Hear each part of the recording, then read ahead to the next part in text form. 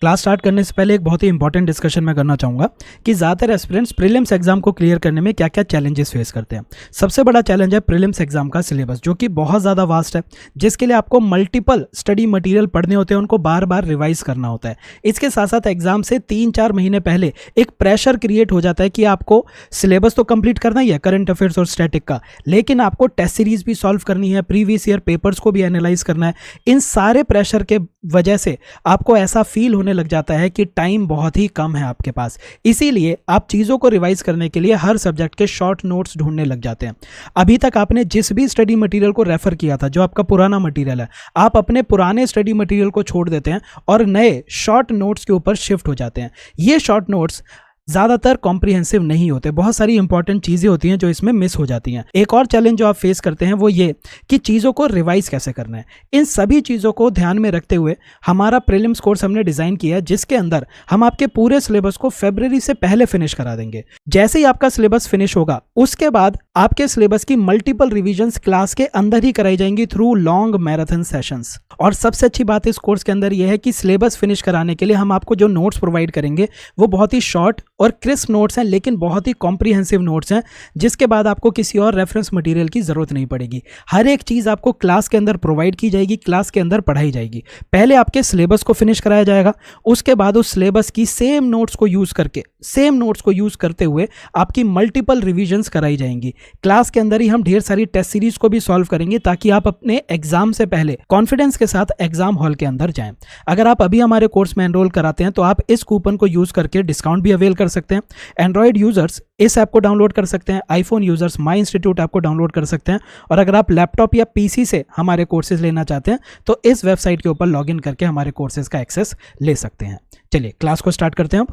Hello everyone, welcome to exam quest. आज हम जुलाई महीने के पॉलिटी के करंट अफेयर्स स्टार्ट कर रहे हैं। हमारा पहला टॉपिक बहुत ही इंपॉर्टेंट टॉपिक है, यूनिफॉर्म सिविल कोड। चाहे आप प्रीलिम्स एग्जाम की बात करें या मेंस एग्जाम की बात करें, यहाँ से आप क्वेश्चन देख सकते हैं। ठीक है, तो एक एक करके सारी चीज़ों को कवर करेंगे। देखिए, समझने से पहले एक छोटी सी चीज़ देखते हैं। देश के अंदर जो लॉज होते हैं, इन लॉज की हम यूनिफॉर्म एप्लीकेशन करते हैं। यूनिफॉर्म एप्लीकेशन का क्या मतलब है कि अगर कोई कानून बना हुआ है तो वो कानून हर एक इंसान के ऊपर इक्वल तरीके से और यूनिफॉर्म तरीके से अप्लाई किया जाएगा। हमें फ़र्क नहीं पड़ता कि आप किस रिलीजन के हो, अगर आपने ये कानून तोड़ा है तो आपको सेम पनिशमेंट मिलेगी। ठीक है, तो ज़्यादातर जो कानून होते हैं, ज़्यादातर जो हमारे देश के अंदर लॉज हैं, ये लॉज चाहे आपके सिविल लॉज हों या फिर आपके क्रिमिनल लॉज हों, इन कानूनों की आप यूनिफॉर्म एप्लीकेशन देखेंगे। फॉर एग्जांपल, अगर ये लिखा हुआ है कि कोई इंसान चोरी कर रहा है तो चोरी करने के ऊपर उसको 5 साल की सज़ा मिलेगी। ठीक है, तो चाहे आप किसी भी रिलीजन के हों, आपके लिए ये चीज़ यूनिफॉर्म तरीके से अप्लाई की जाएगी। ना तो किसी भी कम्युनिटी को फेवर किया जाएगा, ना ही किसी कम्युनिटी को डिस्क्रिमिनेट किया जाएगा। इसको कहा जाता है कि एक यूनिफॉर्म कानून बना हुआ है पूरे देश के लिए। तो हमारे देश के अंदर भी ज़्यादातर सिविल और क्रिमिनल लॉज यूनिफॉर्मली अप्लाई होते हैं, लेकिन कुछ मैटर्स ऐसे हैं जिनको हम कहते हैं पर्सनल मैटर्स। पर्सनल मैटर्स, अब ये पर्सनल मैटर्स कौन कौन से हैं? जैसे कि marriage, divorce, marriage, divorce, adoption, succession, inheritance. ये कुछ ऐसे पर्सनल मैटर्स हैं जिसके ऊपर हमें कोई यूनिफॉर्म सिविल कोड या फिर यूनिफॉर्म कानून देखने को नहीं मिलता। इन सभी मैटर्स को अलग अलग रिलीजन के पर्सनल लॉज गवर्न करते हैं। हर रिलीजन की कम्युनिटी ने अपना एक पर्सनल लॉ बना रखा है और वो उस पर्सनल लॉ के अकॉर्डिंग अपने इन सभी पर्सनल मैटर्स को गवर्न करेंगे। उसी के अकॉर्डिंग ये सारी की सारी चीज़ें चलेंगी। ठीक है, तो पर्सनल लॉ बने हुए हैं अलग अलग रिलीजन के। और इसमें एक और चीज़ आप याद रखेंगे कि ये जो पर्सनल लॉज हैं, these personal laws are guided by religious beliefs of that community. उस कम्युनिटी के जो रिलीजियस बिलीफ्स होंगे वो इन पर्सनल लॉज को, रिलीजियस बिलीफ्स इन पर्सनल लॉज को गवर्न करते हैं। रिलीजियस बिलीफ्स के बेसिस पर ही पर्सनल लॉ बने होते हैं। ठीक है, तो ये पर्सनल मैटर्स अलग अलग धर्म के लिए अलग अलग कानून बनाते हैं। किसी के अंदर फीमेल्स को काफ़ी ज़्यादा रिस्पेक्ट दी गई है, किसी के अंदर फीमेल्स के खिलाफ डिस्क्रिमिनेशन हमें देखने को मिलती है। ज़्यादातर पर्सनल लॉज ऐसे हैं जो कि जेंडर इक्वलिटी के प्रिंसिपल्स को फॉलो नहीं करते। जेंडर इक्वलिटी का क्या मतलब है? सिंपल सा एग्जांपल लेते हैं। जो मेरी प्रॉपर्टी है, मेरी लाइफ के बाद मेरी प्रॉपर्टी मेरे एल्डेस्ट मेल चाइल्ड को जाएगी, मेरा जो सबसे बड़ा मेल चाइल्ड है। अगर ऐसा कोई कानून बना हुआ है तो इसके अंदर मेल चाइल्ड को ज़्यादा प्रेफरेंस मिल रही है, क्या फीमेल को इक्वालिटी देखने को मिल रही है? नहीं, डॉटर्स के पास इनहेरिटेंस नहीं जा रही। तो यहाँ पे क्या मैं कह सकता हूँ कि ये जेंडर इक्वालिटी के प्रिंसिपल के अगेंस्ट है? बिल्कुल है। विमेन के अगेंस्ट डिस्क्रिमिनेशन है? बिल्कुल डिस्क्रिमिनेशन देखने को मिल रही है। सिमिलरली कुछ पर्सनल लॉज ऐसे हैं जहां पे डिवोर्स के मैटर्स में मेल्स को ज्यादा पावर दी हुई है। मेल्स बड़े आसानी से फीमेल्स को डिवोर्स दे सकते हैं, जैसे कि आपके तलाक बिद्दत का केस हुआ था, अभी हम आगे देखेंगे। तलाक बिद्दत के केस के अंदर मुस्लिम कम्युनिटी के मेल मेंबर्स बहुत ही आसानी से फीमेल्स को डिवोर्स दे सकते थे। तो यहाँ पे भी फीमेल्स के अगेंस्ट हमें डिस्क्रिमिनेशन देखने को मिलती है। एक और चीज़ होती है, जब डिवोर्स देते हैं तो जो मेल मेंबर होते हैं, मेल मेंबर एलिमोनी प्रोवाइड करते हैं टू फीमेल मेंबर्स, ठीक है, उन्हें एक सपोर्ट प्रोवाइड करते हैं। तो बहुत सारे पर्सनल लॉज ऐसे हैं जिसके अंदर फीमेल्स को सपोर्ट करने की जो अमाउंट है वो बहुत ही ज़्यादा कम होती है। तो यहाँ पे भी फीमेल्स के खिलाफ हमें डिस्क्रिमिनेशन देखने को मिलता है। तो इसीलिए हम चाहते हैं कि हमारे देश के अंदर ये जो पर्सनल मैटर्स हैं, इन पर्सनल मैटर्स के ऊपर भी एक यूनिफॉर्म कानून देखने को मिले, एक यूनिफॉर्म सिविल कोड देखने को मिले, और इसी के ऊपर बार बार डिबेट होती रहती है, ठीक है। अब इस टॉपिक के जो मेजर पॉइंट्स हैं उसके ऊपर बाद में आएंगे, पहले हम कुछ अलग सी चीजें डिस्कस कर लेते हैं। जैसे कि जब हमारा कॉन्स्टिट्यूशन बन रहा था उस टाइम पर जो कॉन्स्टिट्यूएंट असेंबली थी, जिसका काम था हमारे देश का कॉन्स्टिट्यूशन लिखना, कॉन्स्टिट्यूएंट असेंबली में यूनिफॉर्म सिविल कोड के ऊपर क्या डिस्कशन हुई थी? बिल्कुल डिस्कशन हुई थी। और ये चीज आपको याद रखनी है। यहां से आप मेंस के अंदर एक एक्स्ट्रा पॉइंट लिख के आएंगे जो कि आपको एक्स्ट्रा मार्क्स दिला सकता है। कॉन्स्टिट्यूएंट असेंबली की डिबेट के अंदर doctor B are Ambedkar ji,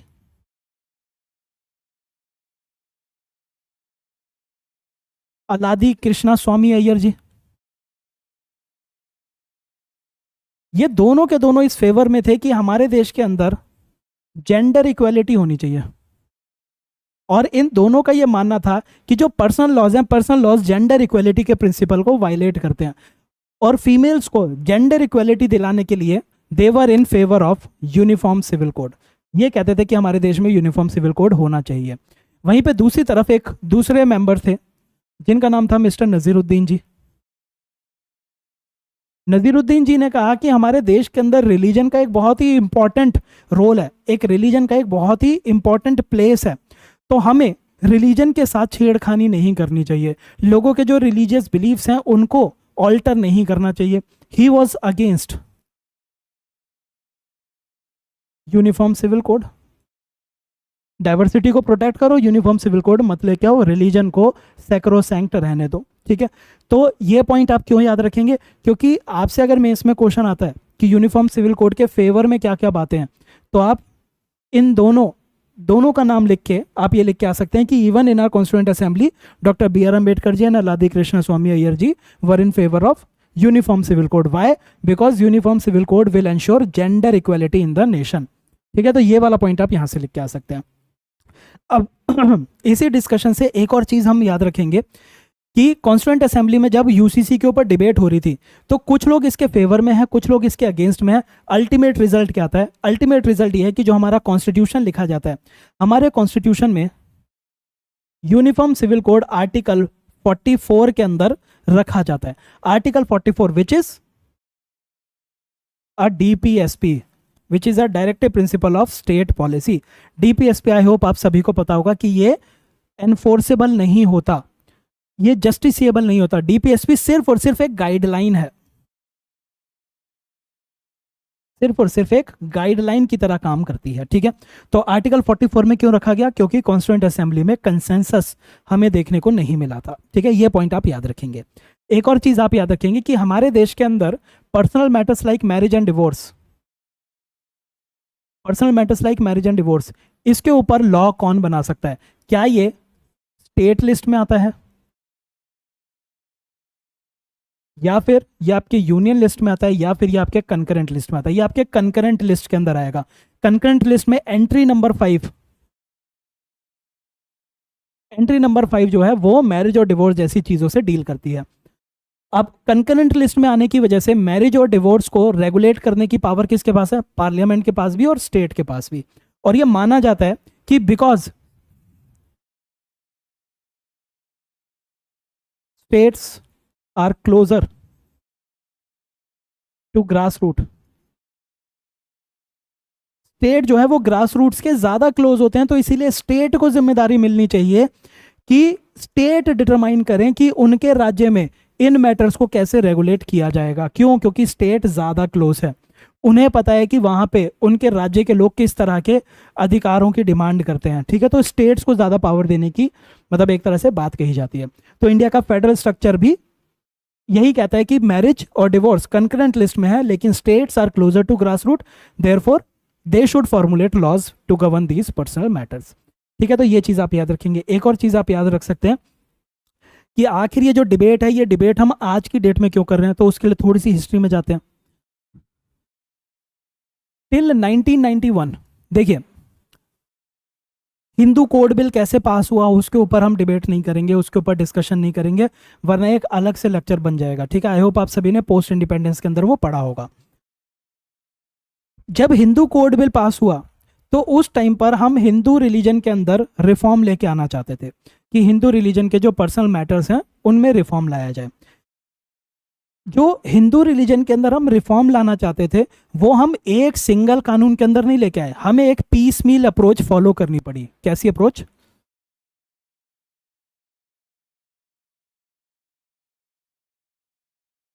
piece meal approach, यानी कि हमने एक बड़े कानून को छोटे छोटे टुकड़ों में पास करके अलग अलग कानून पास कराए गए। एक कानून किसी एक मैटर से डील करता था, दूसरा कानून दूसरे मैटर से डील करता था, बट अल्टीमेटली उसने क्या किया, हमारे हिंदू रिलीजन के अंदर जो पर्सनल मैटर्स हैं उसके अंदर मॉडर्निटी वो लेके आ गए। ठीक है, उस टाइम पर ये डिबेट उठी कि हम सिर्फ और सिर्फ हिंदू रिलीजन को क्यों रिफॉर्म कर रहे हैं, हम बाकी सारे रिलीजन जो हैं उन सभी रिलीजन को रिफॉर्म करने का काम क्यों नहीं कर रहे। तो उस टाइम पर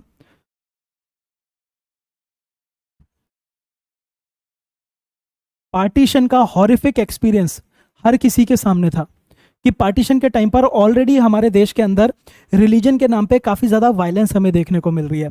तो हमारे देश में मतलब जो लास्ट में कंक्लूजन निकल के आया वो ये था कि हमारे देश का जो मेजॉरिटी रिलीजन है हम उस मेजॉरिटी रिलीजन को रिफॉर्म कर सकते हैं, लेकिन जो माइनॉरिटीज़ हैं माइनॉरिटीज़ ऑलरेडी इनसिक्योर फील कर रहे हैं हमारे देश के अंदर।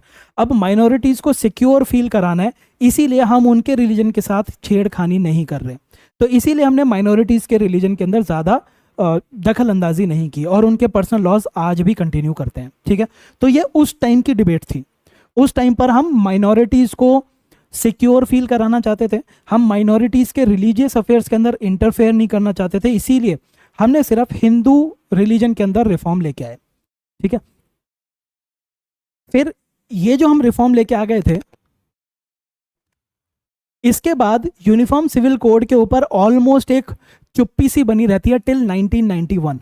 1991 से लेके 2004 तक, 2004 तक यूनिफॉर्म सिविल कोड के ऊपर जो हमारा कंक्लूजन होता है या कंसेंसस बनता है वो ये बनता है कि जो डिमांड है, demand for reform in personal matters, ये प्राइम मिनिस्टर नहीं है, पर्सनल मैटर्स है, reforms in personal matters should come from with in the community.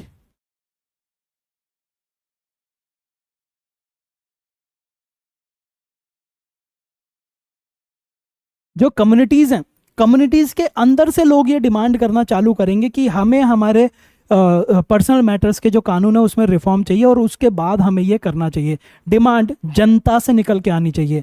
तो ये एक बॉटम अप अप्रोच हम अडॉप्ट करना चाहते थे और ये कंसेंसस आपके 1991 से लेके 2004 में डेवलप होता है। यही कंसेंसस कंटिन्यू होता है from 2004 till 2014 during the time period of UPA government. फिर उसके बाद 2014 से लेके 2019 में आपकी नई गवर्नमेंट आई, बीजेपी गवर्नमेंट, एनडीए गवर्नमेंट, कुछ भी कह लीजिए। तो इस टाइम पर यूनिफॉर्म सिविल कोड की डिमांड फिर से अराइज होती हुई दिखाई देती है और इस डिमांड के ऊपर डिस्कशन दोबारा से स्टार्ट होती है और गवर्नमेंट फॉर्मुलेट करती है 21 law commission.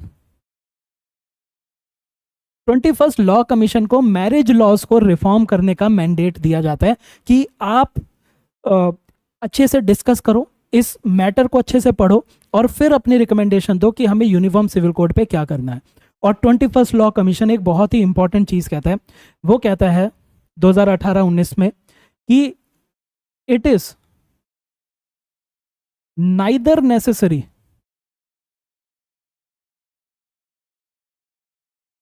Nor desirable. 21st law commission कहते हैं कि uniform civil code at this point of time is neither necessary nor desirable. उसने मना कर दिया, उसने कहा कि हमें यूसीसी की ज़रूरत नहीं है। उसने कहा कि हमारे देश के अंदर जो डाइवर्सिटी है, हम यूनिफॉर्मिटी लाने के चक्कर में डाइवर्सिटी को हैम्पर नहीं कर सकते।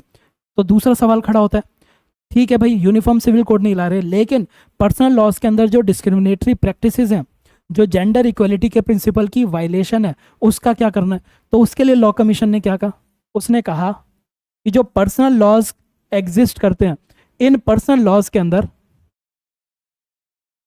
अमेंडमेंट की जरूरत है और ऐसी अमेंडमेंट लेके आओ कि सभी पर्सनल लॉ फेयरनेस के प्रिंसिपल को फॉलो करें, जेंडर इक्वलिटी के प्रिंसिपल को फॉलो करें। तो 21st लॉ कमीशन ने यूसीसी के अगेंस्ट बोला, उसने कहा पर्सनल लॉ के अंदर ही चेंज कर दो। ठीक है, ये आपके 2019 तक ये चीज चलती रही। अब उसके बाद फिर से, चाहे आप ये कह लीजिए कि इलेक्शन आ रहे हैं या कोई भी बात है, लेकिन फिर से हम क्या देखते हैं, फिर से हम देखते हैं that the demand for uniform civil code has arisen. दोबारा से यूसीसी के ऊपर डिस्कशन चालू हो चुकी है और अब गवर्नमेंट ने 22nd लॉ कमीशन बनाई है और 22nd लॉ कमीशन ने अभी अलग अलग स्टेक होल्डर से उनके सजेशन मांगे हैं कि क्या हमारे देश के अंदर यूनिफॉर्म सिविल कोड होना चाहिए या नहीं होना चाहिए। और इसी चीज़ की वजह से हम ये वाली न्यूज़ को कवर कर रहे हैं। ठीक है, आई होप आपको ये पूरा का पूरा बैकग्राउंड समझ में आ गया होगा। अब एक बार ये न्यूज़ देख लेते हैं। न्यूज़ देखने से पहले मैं आपको कुछ चीज़ें वैसे ही डिस्कस कर लेते हैं, आधे पॉइंट आपके खत्म हो जाएंगे। एक और चीज़ याद रखनी है आपको कि मैं आपको ऑलरेडी ये बता चुका हूँ कि हमारी कंकरेंट लिस्ट के अंदर आता है कि मैरिज, डिवोर्स जैसी चीज़ें कैसे रेगुलेट की जाएंगी। गोवा एक लौता राज्य है हमारे देश के अंदर जहाँ पे यूनिफॉर्म सिविल कोड ऑलरेडी चलता है। ठीक है, यूनिफॉर्म सिविल कोड ऑलरेडी चलता है, आपके पोर्टुगीज का लॉ था वही कंटिन्यू हो रहा है। ठीक है, अब आगे बढ़ने से पहले एक छोटी सी डिस्कशन और कर लेते हैं। यूनिफॉर्म सिविल कोड की डेफिनेशन क्या है, हम ऑलरेडी देख चुके हैं। डेफिनेशन है one law for personal matters which will be uniformly applicable to all religion. All religion, ठीक है। पर्सनल मैटर्स कैसे, marriage, divorce, adoption, inheritance and succession, all 5। ठीक है, प्रेजेंट सिचुएशन हमने देख ली कि हर रिलीजन का अपना एक पर्सनल लॉ है। कॉन्स्टिट्यूशनल प्रोविजंस देख लिए, कॉन्स्टिट्यूएंट असेंबली की डिबेट देख ली। अब हमें मेंस के अंदर अगर कोई क्वेश्चन आएगा तो क्वेश्चन आएगा कि क्या यूनिफॉर्म सिविल कोड होना चाहिए। अगर होना चाहिए तो what are the points in favour of UCC, और अगर नहीं होना चाहिए तो what are the points against UCC. तो हमें देखने what are the points in favour of UCC. पहला पॉइंट, हमारा देश एक सेकुलर देश है।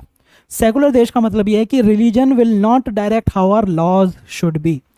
जो धर्म है, धर्म नहीं बताएगा कि हमारे कानून कैसे होंगे। ठीक है, लेकिन पर्सनल लॉ के अंदर क्या हो रहा है, personal laws are based on religious beliefs.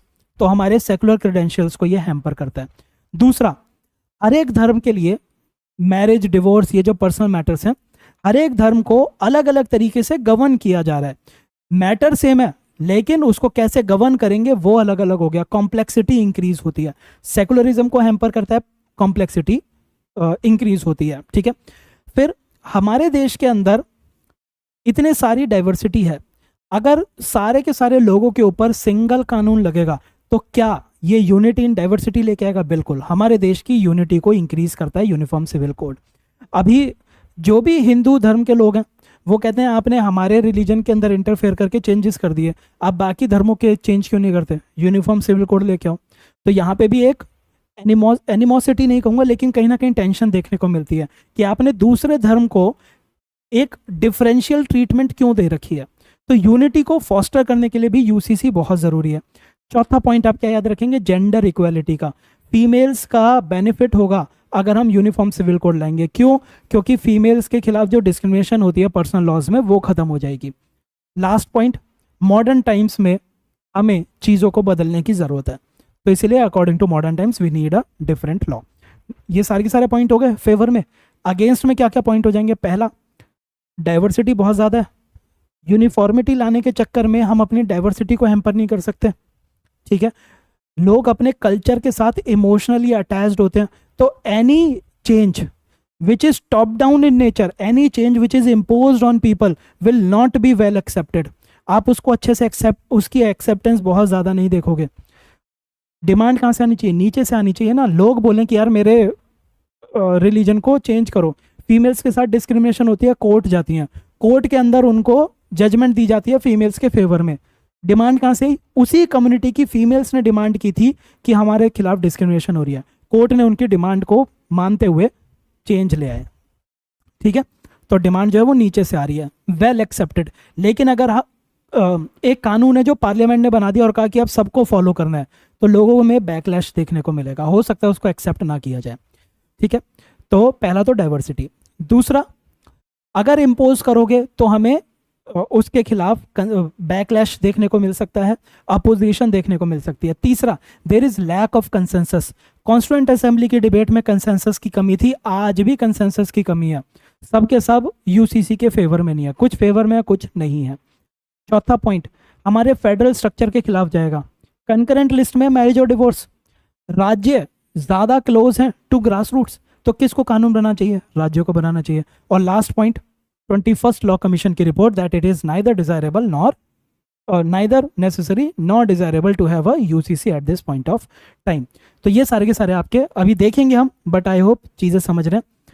फिर से बताता हूँ, कॉम्प्लेक्सिटी खत्म होगी अगर यूसीसी होगा। सेकुलर कंट्री है, सेकुलरिज्म को फॉलो करता है, यूनिटी आएगी, जेंडर इक्वलिटी आएगी, मॉडर्न टाइम्स के साथ चलेंगे। Points in favour of UCC, points against UCC, diversity को हैम्पर करता है, कंसेंसस की कमी है, फेडरल स्ट्रक्चर को हैम्पर करता है, टॉप डाउन अप्रोच फॉलो करके अगर इम्पोज किया कोई कानून तो अपोजिशन देखने को मिलेगी। लॉ कमीशन की रिपोर्ट, एक और पॉइंट इसमें ऐड कर लो, article 25 gives right to religion to every citizen of India, और राइट टू रिलीजन का ही हिस्सा होता है मैरिज, ठीक है, अगेंस्ट यूसीसी। चलिए देखते चलते हैं क्या क्या लिखा हुआ है, ऑलमोस्ट सेम बातें लिखी होंगी। 22nd लॉ कमीशन ने सजेशन मांगे हैं अलग अलग स्टेक होल्डर से on uniform civil code. Uniform civil code क्या होता है? One law for the entire country which would apply to all religious communities in their personal matter. Personal matter में हर एक रिलीजियस कम्युनिटी के ऊपर एक सिंगल कानून बनाया जाएगा, उसको यूसीसी कहा जाता है। इंडिया के अंदर प्रेजेंट सिचुएशन ये है कि बहुत ही कॉम्प्लेक्स सिस्टम है पर्सनल लॉज का, हर एक रिलीजन का अपना एक स्पेसिफिक कानून है, ठीक है, जैसे क्रिश्चियंस का अलग, पारसीज का अलग। 21st लॉ कमीशन ने क्या कहा था? It is neither necessary not desirable at this stage, ठीक है। तो जैसे ये मैंने आपको पहले पढ़ाया उसी तरह से याद रखेंगे, याद रखना आसान हो जाता है। Arguments in favour, constitutional mandate, article 44 कहता है डीपीएसपी का कि देश में यूसीसी होना चाहिए। तो अगर हम यूसीसी लाते हैं तो हम अपने कॉन्स्टिट्यूशन के साथ काम कर रहे हैं, कॉन्स्टिट्यूशन के गाइडलाइन को फॉलो कर रहे हैं। सेकुलरिज्म को प्रमोट करता है, यूनिटी एंड इंटेग्रिटी को प्रमोट करता है, gender justice, uniform civil code gender equality के साथ काम करेगा, जेंडर जस्टिस इंश्योर करेगा। जो कॉम्प्लेक्स मेज बना हुआ है पर्सनल लॉज का, वो कॉम्प्लेक्सिटी कम होगी और सिंप्लीफिकेशन देखने को मिलेगी। Plus uniform civil code modern times के अकॉर्डिंग होगा, ठीक है। चाहो तो इन पॉइंट्स को रीड कर लो, अदरवाइज जितना बताया उतना लिख के आओगे, मोर देन इनफ है। अच्छा, एक चीज़ याद रखेंगे, प्रीलिम्स के पॉइंट ऑफ व्यू से आपसे एक क्वेश्चन पूछा जा सकता है, which of the following committees and reports are associated with uniform civil code. तो सिर्फ नाम याद रखना है, lex loci report, BN Rao committee. BN Rao committee Hindu law को कोडिफाई करने के लिए बनाई गई थी ताकि विमेन को इक्वल राइट्स प्रोवाइड किए जा सके। Lex loci report, lex loci report में भी आपके जो इंडियन लॉज हैं, इंडियन लॉज को कोडिफाई करने की बात कही थी, ठीक है। अब कुछ जजमेंट्स हैं जो कि यूसीसी से डील करती हैं, जैसे कि आपकी शाह बानो बेगम केस, इसके अंदर उसने सुप्रीम कोर्ट ने पार्लियामेंट से कहा था कि पार्लियामेंट एक कॉमन सिविल कोड की आउटलाइंस को बनाएगा, यानी कि यहाँ पे भी एक तरह से यूनिफॉर्म सिविल कोड की बात कही गई शाह बानो केस में। फिर सल्ला मुदगल केस के अंदर भी सुप्रीम कोर्ट ने दोबारा से कहा कि पार्लियामेंट यूनिफॉर्म सिविल कोड की आउटलाइंस को बनाएगा। यूनिफॉर्म सिविल कोड कैसा होना चाहिए, पार्लियामेंट को बनाना है। सरला मुदगल केस, ये भी आपको याद रखना है। और तीसरा शायरा बानो केस, जिसमें सुप्रीम कोर्ट ने तलाक बिद्दत अनकॉन्स्टिट्यूशनल ठहरा दिया। उसने क्या किया, मुस्लिम्स के पर्सनल लॉ के अंदर जो डिस्क्रिमिनेटिव प्रैक्टिस थी उसको चेंज कर दिया। तो ये सारे के सारे भी आपके यूनिफॉर्म सिविल कोड के arguments in favour of uniform civil code आप दे के आ सकते हो कि even our judiciary has directed parliament to outline the contours of uniform civil code. तो सुप्रीम कोर्ट भी यूनिफॉर्म सिविल कोड चाहता है, ठीक है। तो ये चीज आप लिख के आ सकते हैं। Now what are the points against uniform civil code, already देख चुके हैं क्या है। आर्टिकल 25 राइट टू रिलीजन को वायलेट कर सकता है, कंसेंसस की कमी है, फेडरल स्ट्रक्चर, आपके 21st लॉ कमीशन, और एक और पॉइंट टॉप डाउन अप्रोच हमेशा अपोजिशन लेके आती है, ठीक है। तो ये सारे सारे पॉइंट्स आ जाएंगे। आर्ग्यूमेंट्स अगेंस्ट देख रहे हैं ना हम, arguments against uniform civil code, it is against diversity, ठीक है। It may violate article 25 of the constitution which gives right to religion to different religious communities, consensus की कमी है, federal structure, states are better position to assess and legislate on personal laws. क्यों, क्योंकि उन्हें पता है ग्रास रूट की needs क्या है, ठीक है। तो ये चीज हो जाएंगी। तो ये सारे आर्ग्यूमेंट्स अगेंस्ट हो गए। हर एक क्वेश्चन के अंदर जो यूसीसी पे आएगा आप आर्ग्यूमेंट्स इन फेवर भी देंगे, आर्ग्यूमेंट्स अगेंस्ट भी देंगे, ठीक है। लास्ट में कंक्लूजन या फिर वे फॉरवर्ड में आप क्या लिख के आएंगे कि क्या होना चाहिए, क्या होना चाहिए। तो यूनिफॉर्म सिविल कोड होना चाहिए हमारे देश के अंदर, ठीक है। ये एक ऐसी चीज है जो कि कभी ना कभी होगी, लेकिन इम्पोज नहीं करना है हमें, हमें इम्पोज नहीं करना है, अपनी माइनॉरिटीज को सिक्योर फील कराना है। तो आप एक डिप्लोमेटिक अप्रोच लेंगे जिसमें आप क्या कहेंगे कि यूनिफॉर्म सिविल कोड की नीड है which can be done when we have strong political will in the country. देश के अंदर जब स्ट्रॉन्ग पॉलिटिकल विल होगी तो ही यूसीसी आ सकता है। जो भी यूसीसी आए, यूसीसी फेयरनेस के प्रिंसिपल और जेंडर इक्वलिटी के प्रिंसिपल को या फिर जेंडर जस्टिस के प्रिंसिपल को फॉलो करता हुआ बनना चाहिए। तीसरा, आप 21st लॉ कमीशन की रिपोर्ट से कंक्लूजन ड्रॉ कर सकते हैं कि at this point of time instead of implementing a uniform civil code we can focus on reforming the various personal laws existing in the country. कि अभी uniform civil code लाओगे, हो सकता है बैकलैश है, आप पर्सनल लॉज को reform करना चालू कर दो अलॉन्ग दी मॉडर्न आइडियोलॉजीज, ठीक है। तो ये आपका वे फॉरवर्ड हो जाएगा। सिंपल सा वे फॉरवर्ड देख लेते हैं क्या होगा। गवर्नमेंट को कंसेंसस डेवलप कराने की जरूरत है। हर एक स्टेक होल्डर के साथ आप डायलॉग रखो, रिलीजियस लीडर्स के साथ डायलॉग रखो और रिलीजियस लीडर्स को अवेयर कराओ what is the need of uniform civil code. जब हर कम्युनिटी के लोगों को पता होगा कि यूनिफॉर्म सिविल कोड उनको क्या चीज दे रहा है, तभी तो वो डिमांड करेंगे। तो अवेयरनेस जनरेट कराना आपका सेकंड पॉइंट हो जाएगा। तीसरा पॉइंट, स्ट्रॉन्ग पॉलिटिकल विल चाहिए यूनिफॉर्म सिविल कोड को अप्लाई करने की। फिर डिस्क्रिमिनेशन को इरेडिकेट कर दो। जो भी यूनिफॉर्म सिविल कोड आप बनाओगे वो जस्टिस, इक्वालिटी और नॉन डिस्क्रिमिनेशन के प्रिंसिपल को फॉलो करता हुआ होना चाहिए, ठीक है। फिर जो पर्सनल लॉज हैं, इन पर्सनल लॉज को आप अमेंड कर सकते हो ताकि फेयरनेस को प्रमोट किया जा सके। एक पॉइंट है adopting a piecemeal approach. जिस तरह से हमने हिंदू रिलीजन में अलग अलग पर्सनल मैटर्स के लिए अलग कानून बना दिए, उसी तरह हम पीस मील अप्रोच फॉलो कर सकते हैं जिसमें हम छोटे छोटे टुकड़ों के अंदर पर्सनल मैटर्स को रिफॉर्म करना चालू करें, ठीक है। तो ये सारे के सारे आपके वे फॉरवर्ड हो जाएंगे, ठीक है। ये आपकी पहली न्यूज़ थी। आई डोंट थिंक कि इसके बाद आपको यूनिफॉर्म सिविल कोड में कुछ और पढ़ने की रिक्वायरमेंट रहेगी, ठीक है। चलिए अगले पे चलते हैं। Judicial pendency of cases. देखिए हमारे देश के अंदर लगभग 5 करोड़ केसेस ऐसे हैं जो जुडिशरी के पास आज भी पेंडिंग है। 5 करोड़ केसेस। ज़्यादातर जो केसेस हैं, लगभग 4.5 करोड़ केसेस वो पेंडिंग है सबऑर्डिनेट जुडिशरी के पास।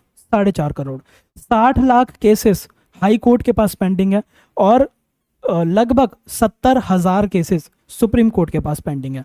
तो ज़्यादा पेंडेंसी कहाँ पे? सबऑर्डिनेट जुडिशरी के पास है। तो सवाल ये आता है कि आखिर ये जो पेंडेंसी हो रही है इसके पीछे कारण क्या है?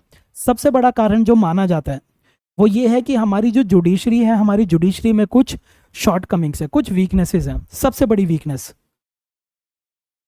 अगर हम वीकनेस की बात करते हैं जुडिशरी में, सबसे बड़ी वीकनेस है वैकेंसीज।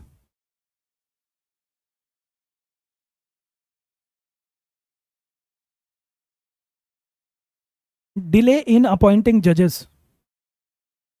जजेस ही नहीं हमारे देश के अंदर। हमारे देश में जितने जजेस की रिक्वायरमेंट है उसके आधे जजेस भी नहीं है, तो इस वजह से केसेस की सुनवाई नहीं हो पाती। सबसे बड़ी वीकनेस ये है। दूसरी वीकनेस क्या है? तारीख पे तारीख, तारीख पे तारीख, फ्रीक्वेंट एडजर्नमेंट। फ्रीक्वेंट एडजर्नमेंट्स 50% से ज़्यादा। देखिए गाइडलाइन क्या है? गाइडलाइन ये है कि किसी एक केस के अंदर 3 एडजर्नमेंट से ज़्यादा नहीं होनी चाहिए, लेकिन हमारे देश के अंदर 50% से ज़्यादा केसेस ऐसे हैं जिसमें बार बार एडजर्नमेंट होती जाती है। आप सुनवाई के लिए गए, कभी आपका वकील नहीं जाता, कभी दूसरी पार्टी का वकील नहीं जाता, कभी जज जो है उनको कोई और इशू होता है, जिसकी वजह से एडजर्नमेंट दे दी जाती है। और ये जो केस है ये कई सालों तक पेंडिंग पड़ा रहता है। एक बार जुडिशरी में फंस गए, अब कब सुनवाई मिलेगी, कब जस्टिस मिलेगा, नहीं पता। ठीक है, तो फ्रीक्वेंट एडजर्नमेंट। वैकेंसीज हैं, डिलेज इन अपॉइंटिंग जजेस। जजेस की बहुत ज़्यादा कमी है, अंडर स्टाफ्ड है। तीसरा पॉइंट आप क्या लिख के आ सकते हैं फ्रीक्वेंट एडजर्नमेंट के बाद? Lack of infrastructure. पहले तो हमारे पास जजेस नहीं है, जजेस हो जाते हैं तो जज के पास अब कोर्ट रूम नहीं है, कचहरी ही नहीं है, कहाँ पे बैठ के सुनवाई करेगा वो? कोर्ट रूम की कमी है। ठीक है, इंफ्रास्ट्रक्चर में कोर्ट रूम, कोर्ट रूम्स। ठीक है, अभी तक हमने ICT, information and communication technology, ICT को, जो आपकी नई टेक्नोलॉजी है उसको यूटिलाइज करके रिकॉर्ड कीपिंग को रिफॉर्म नहीं किया है। अभी भी हम पुराने तरीके से ही रिकॉर्ड्स को मेंटेन करते चल रहे हैं, तो इस वजह से हमें प्रॉब्लम देखने को मिलती है। कोर्ट रूम नहीं है। ठीक है, फिर उसके बाद फ्रीक्वेंट एडजर्नमेंट में आप एक और चीज लिख के आ सकते हैं, कंटेम्प्ट ऑफ कोर्ट।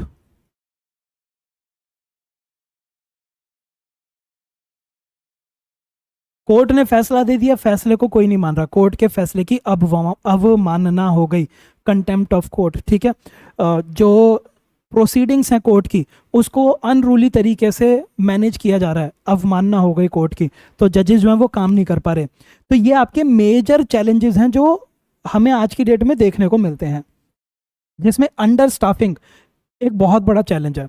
अच्छा, एक और चीज़ आप देखेंगे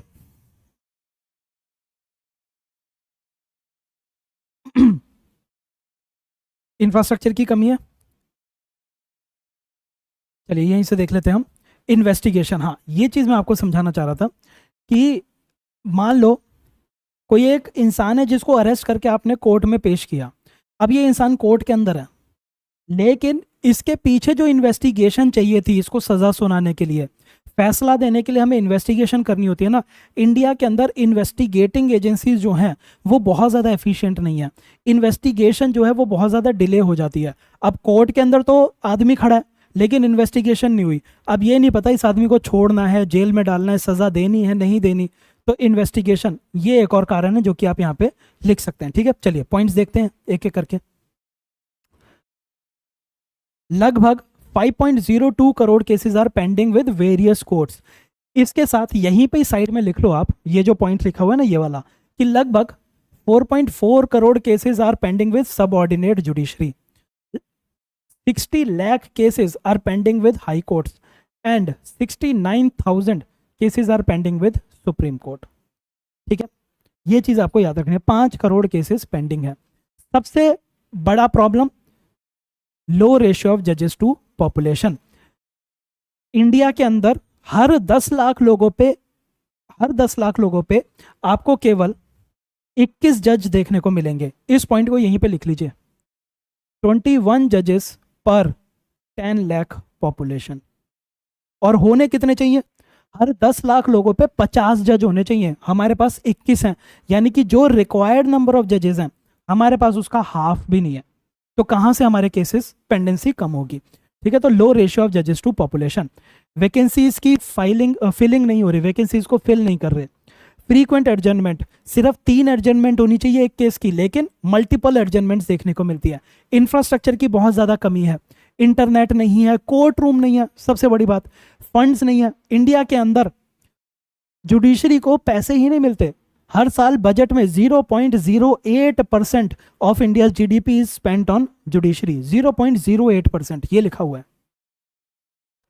ठीक है, तो हमारे पास पैसा ही नहीं है तो कहाँ से आप इंफ्रास्ट्रक्चर को सुधारोगे? जज के पास अगर कचहरी नहीं होगी तो कहाँ से काम करेगा? पेड़ के नीचे बैठ के तो करेगा नहीं। इन्वेस्टिगेशन के अंदर आपको डिले हो जाती है, इनएफिशिएंट आपकी एजेंसीज हैं, वो काम कर नहीं रही हैं इन्वेस्टिगेशन की। ठीक है, तो ये सारे के सारे इश्यूज हैं। अब इश्यूज हमने देखे, यहाँ पे इन्वेस्टिगेशन लिख लो। अब मैं इसको यहाँ पे क्यों लिख रहा हूँ? क्योंकि चीज़ें याद करना, देखिए जब आप सिविल सर्विसेज की तैयारी करते हैं तो मैटर की कभी कमी नहीं होती। कमी किस बात की होती है कि जो मैटर आपके पास है उसको आप समझ के याद कैसे रखें। तो याद रखने के लिए आपको खुद के तरीके निकालने पड़ते हैं। तो उसी का एक तरीका है कि ये चैलेंजेस रखे हुए हैं सामने। अब मैं इसको पॉइंट वाइज पॉइंट याद करने की बजाय मैंने इन चैलेंजेस के पीछे की कहानी सुन ली। अब इन चैलेंजेस को कैसे सॉल्व करना है इसके बगल में लिखो। नीचे क्यों लिख रहे हो? बगल में लिखोगे तो आपको भी याद हो जाएगा। सबसे बड़ा चैलेंज क्या है? वैकेंसीज है ना, delay in appointment of judiciary. कैसे सॉल्व करोगे इसको? ऑल इंडिया जुडिशियल सर्विसेज, जब आईएएस के लिए एग्जाम होता है, आईएएस का ऑलरेडी एक कैडर बने होते हैं, तो जुडिशियल सर्विसेज के लिए आप एग्जाम क्यों नहीं ले रहे? ऑल इंडिया जुडिशियल सर्विसेज की हमारे देश में रिक्वायरमेंट है। जब आप पॉलिटी पढ़ेंगे तो मैं उम्मीद करता हूँ कि जहाँ से भी आप पढ़ रहे हैं वहाँ पे ऑल इंडिया जुडिशियल सर्विसेज के बारे में आपको बताया जाए। ठीक है, तो ऑल इंडिया जुडिशियल सर्विसेज की हमारे देश में रिक्वायरमेंट है। अगर हर साल जुडिशियल सर्विसेज का एग्जाम होगा जैसे कि आईएएस आईपीएस का होता है, तो हमारे पास ऑलरेडी एक जजेस का कहते हैं ना बैच ऑलरेडी तैयार होगा। आप उसी में से पिक कर सकते हैं कि किसको जज बनाना है। All India judicial services exam की जरूरत है। दूसरी चीज, एग्जीक्यूटिव और जुडिशरी, इनकी आपस में एक टसल चल रही है। एग्जीक्यूटिव कहता है कि जजेस को कैसे अपॉइंट किया जाएगा, इसके अंदर एग्जीक्यूटिव का रोल होना चाहिए। जुडिशरी कहती है कि अगर एग्जीक्यूटिव डिटरमाइन करेगा कि जजेस को कैसे अपॉइंट किया जा रहा है तो ये सुप्रीम कोर्ट या फिर जो जुडिशरी है, जुडिशरी के अंदर इंटरफेरेंस मानी जाती है। जुडिशरी कह रही है कि एग्जीक्यूटिव का रोल नहीं होना चाहिए, एग्जीक्यूटिव कहता है कि रोल होना चाहिए। दोनों के बीच में क्लैश है। तो अभी जो प्रेजेंट सिचुएशन है, इस प्रेजेंट सिचुएशन के अंदर इस क्लैश की वजह से बहुत ज़्यादा delays in appointment and transfer हमें देखने को मिलता है। तो ये जो एग्जीक्यूटिव और जुडिशरी के बीच की टसल है, इसको खत्म करने की ज़रूरत है। 2 पॉइंट बन गए यहाँ से आपके। तीसरा पॉइंट फ्रीक्वेंट एडजर्नमेंट है। फ्रीक्वेंट एडजर्नमेंट है तो यहाँ पे पहले से डेडलाइंस फिक्स होनी चाहिए। डेडलाइंस फिक्स होनी चाहिए कि सबऑर्डिनेट जुडिशरी एक केस को कितने टाइम में फिनिश करेगी। डेडलाइन के साथ साथ फास्ट ट्रैक कोर्ट्स होने चाहिए। कुछ स्पेसिफिक केसेस, जैसे मान लीजिए सेक्सुअल हैरेसमेंट से जुड़े हुए जो केसेस हैं, इन केसेस की फास्ट ट्रैक जजमेंट होनी चाहिए। फास्ट ट्रैक कोर्ट बनने चाहिए जहां पे इन केसेस की डेली बेसिस पर सुनवाई हो और जल्दी से जल्दी फैसला दिया जाए। फास्ट ट्रैक कोर्ट्स होने चाहिए। ठीक है, तीसरा ऑल्टरनेट डिस्प्यूट रेजोल्यूशन। जब भी जुडिशरी पढ़ें रेजोल्यूशन, जब भी जुडिशरी पढ़ें तो एडीआर मैकेनिज्म को आपको जरूर पढ़ना होता है। ठीक है, एक काम करते हैं, इस टॉपिक को फिनिश करके मैं आपको एडीआर मैकेनिज्म बता देता हूं ताकि आपका वो भी यहीं पे फिनिश हो जाए। ठीक है, एक बहुत ही इंपॉर्टेंट आपका करंट अफेयर चल रहा है, मीडिएशन एक्ट 2023, वो भी आपके करंट अफेयर्स में आई थिंक अभी इस मैगजीन में तो नहीं है, पर आपको ये कवर करना है। तो एडीआर को हम इसके बाद कवर कर लेते हैं। ठीक है ना, तो एडीआर ऑल्टरनेट डिस्प्यूट रेजोल्यूशन होनी चाहिए। क्या मतलब है ऑल्टरनेट डिस्प्यूट का? मेरा संजय के साथ झगड़ा हो गया, ठीक है, मैं अपने इस झगड़े को सुलझाने के लिए मैं या तो जुडिशरी के पास जा सकता हूँ। जुडिशरी के पास जाऊंगा तो ऑलरेडी 5 करोड़ केसेस पेंडिंग है, मेरा नंबर ना जाने कब आएगा। मेरा केस भी अब उसकी पेंडेंसी की लिस्ट में ऐड हो गया। तो क्यों ना मैं और संजय आपस में मिलकर किसी और के पास जाएं और वो हमारे झगड़े को सॉल्व करवा दे। ऑल्टरनेट तरीका ढूंढ लिया डिस्प्यूट को रिजॉल्व कराने का। एडीआर के अंदर आपके अलग अलग मैकेनिज्म होते हैं, अभी हम इसके आगे उनको देख लेंगे। ठीक है, तो डेडलाइन सेट कर दो, फास्ट ट्रैक कोर्ट बना दो, एडीआर मैकेनिज्म लेके आ जाओ। ठीक है, increase budgetary allocation for judiciary and budgetary allocation के अंदर इंफ्रास्ट्रक्चर पे फोकस होना चाहिए, स्पेशली किसके ऊपर? रिकॉर्ड कीपिंग के ऊपर। जितने आसानी से आप रिकॉर्ड बना दोगे उतने जल्दी जल्दी आपके केसेस सॉल्व हो पाएंगे। ठीक है, बजटरी एलोकेशन को इंक्रीज कर दो। फॉरेंसिक एंड इन्वेस्टिगेशन, इसको भी रिफॉर्म करने की जरूरत है। तो फॉरेंसिक और इन्वेस्टिगेशन को रिफॉर्म करने के लिए आप आउटसोर्सिंग कर सकते हैं, प्राइवेट कंपनी को दे दो इन्वेस्टिगेशन करने के लिए। फॉरेंसिक रिपोर्ट चाहिए आपको, तो प्राइवेट लैब्स को एक्रेडिशन दे दो और प्राइवेट लैब्स आपकी फॉरेंसिक रिपोर्ट तैयार कर देगी। ठीक है, अगर आपकी गवर्नमेंट एजेंसीज ओवरवर्कड हैं तो प्राइवेट सेक्टर को इस्तेमाल किया जा सकता है ये काम करने के लिए। यहीं से आपके सारे के सारे पॉइंट बन गए। ये प्रॉब्लम है, ये सॉल्यूशन है, ये प्रॉब्लम है, ये सॉल्यूशन है, ये प्रॉब्लम है, ये सॉल्यूशन है। ठीक है, मैटर कम नहीं है, मैटर को कैसे समझ के याद रखना है वो आपको अपना देखना पड़ेगा। ठीक है, चलिए देखते चलते हैं वे फॉरवर्ड में क्या है। सबसे पहला, अपॉइंटमेंट ऑफ जजेस। जब आप पॉलिटी पढ़ेंगे तो टसल जरूर पढ़िएगा कि कॉलेजियम सिस्टम में क्या क्या इश्यूज हैं, what is executive demanding, what is executive proposing and what is judiciary trying to do. ठीक है, उस टसल को समझिएगा। ठीक है, तो अपॉइंटमेंट ऑफ जजेस को रिफॉर्म करने की जरूरत है। We need all India judicial services exam. एक और पॉइंट यहाँ पे बहुत इंपॉर्टेंट दे रखा है, आप एडहॉक जजेस को अपॉइंट कर सकते हैं। एडहॉक जजेस का क्या मतलब है, टेम्पररी जजेस, कि वर्कलोड ज़्यादा था इसीलिए हमने कुछ जजेस को अपॉइंट कर लिया, ये उस वर्कलोड को फिनिश करेंगे, then they will go back to their original role. Ad hoc जजेस को अपॉइंट किया जा सकता है। एक बार कोई जज एडहॉक बन गया, इसके पास एक्सपीरियंस भी तो आ गया ना जज बनने का, तो ये आगे जाके परमानेंट जज भी बनाया जा सकता है। ठीक है, नहीं तो all India judicial services exam आप स्टार्ट कर दो।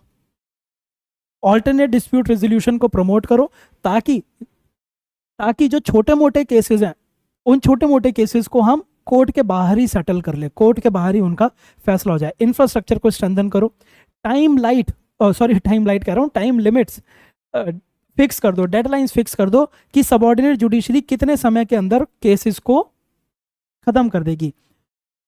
एक और टॉपिक है, वो टॉपिक मैं अभी तो नहीं करा था, आप मेरे को बताइएगा अगर आप वो टॉपिक करना चाहें, अंडर ट्रायल्स।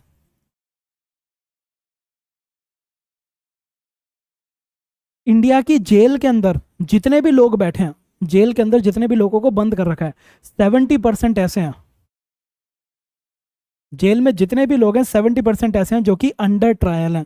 यानी कि ये 70% लोग ऐसे हैं जिनके अभी केस चालू भी नहीं हुए, इनके केस चल रहे हैं, अभी हमें पता नहीं है कि ये गिल्टी हैं या नहीं, लेकिन जेल के अंदर बैठे हुए हैं।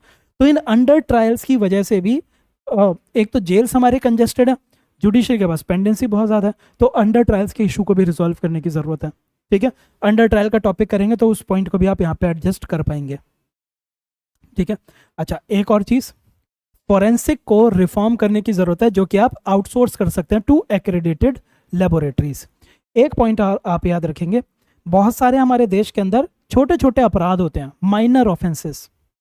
माइनर ऑफेंसेस, ये जो छोटे छोटे अपराध हैं इनको क्रिमिनलाइज क्यों कर रखा है?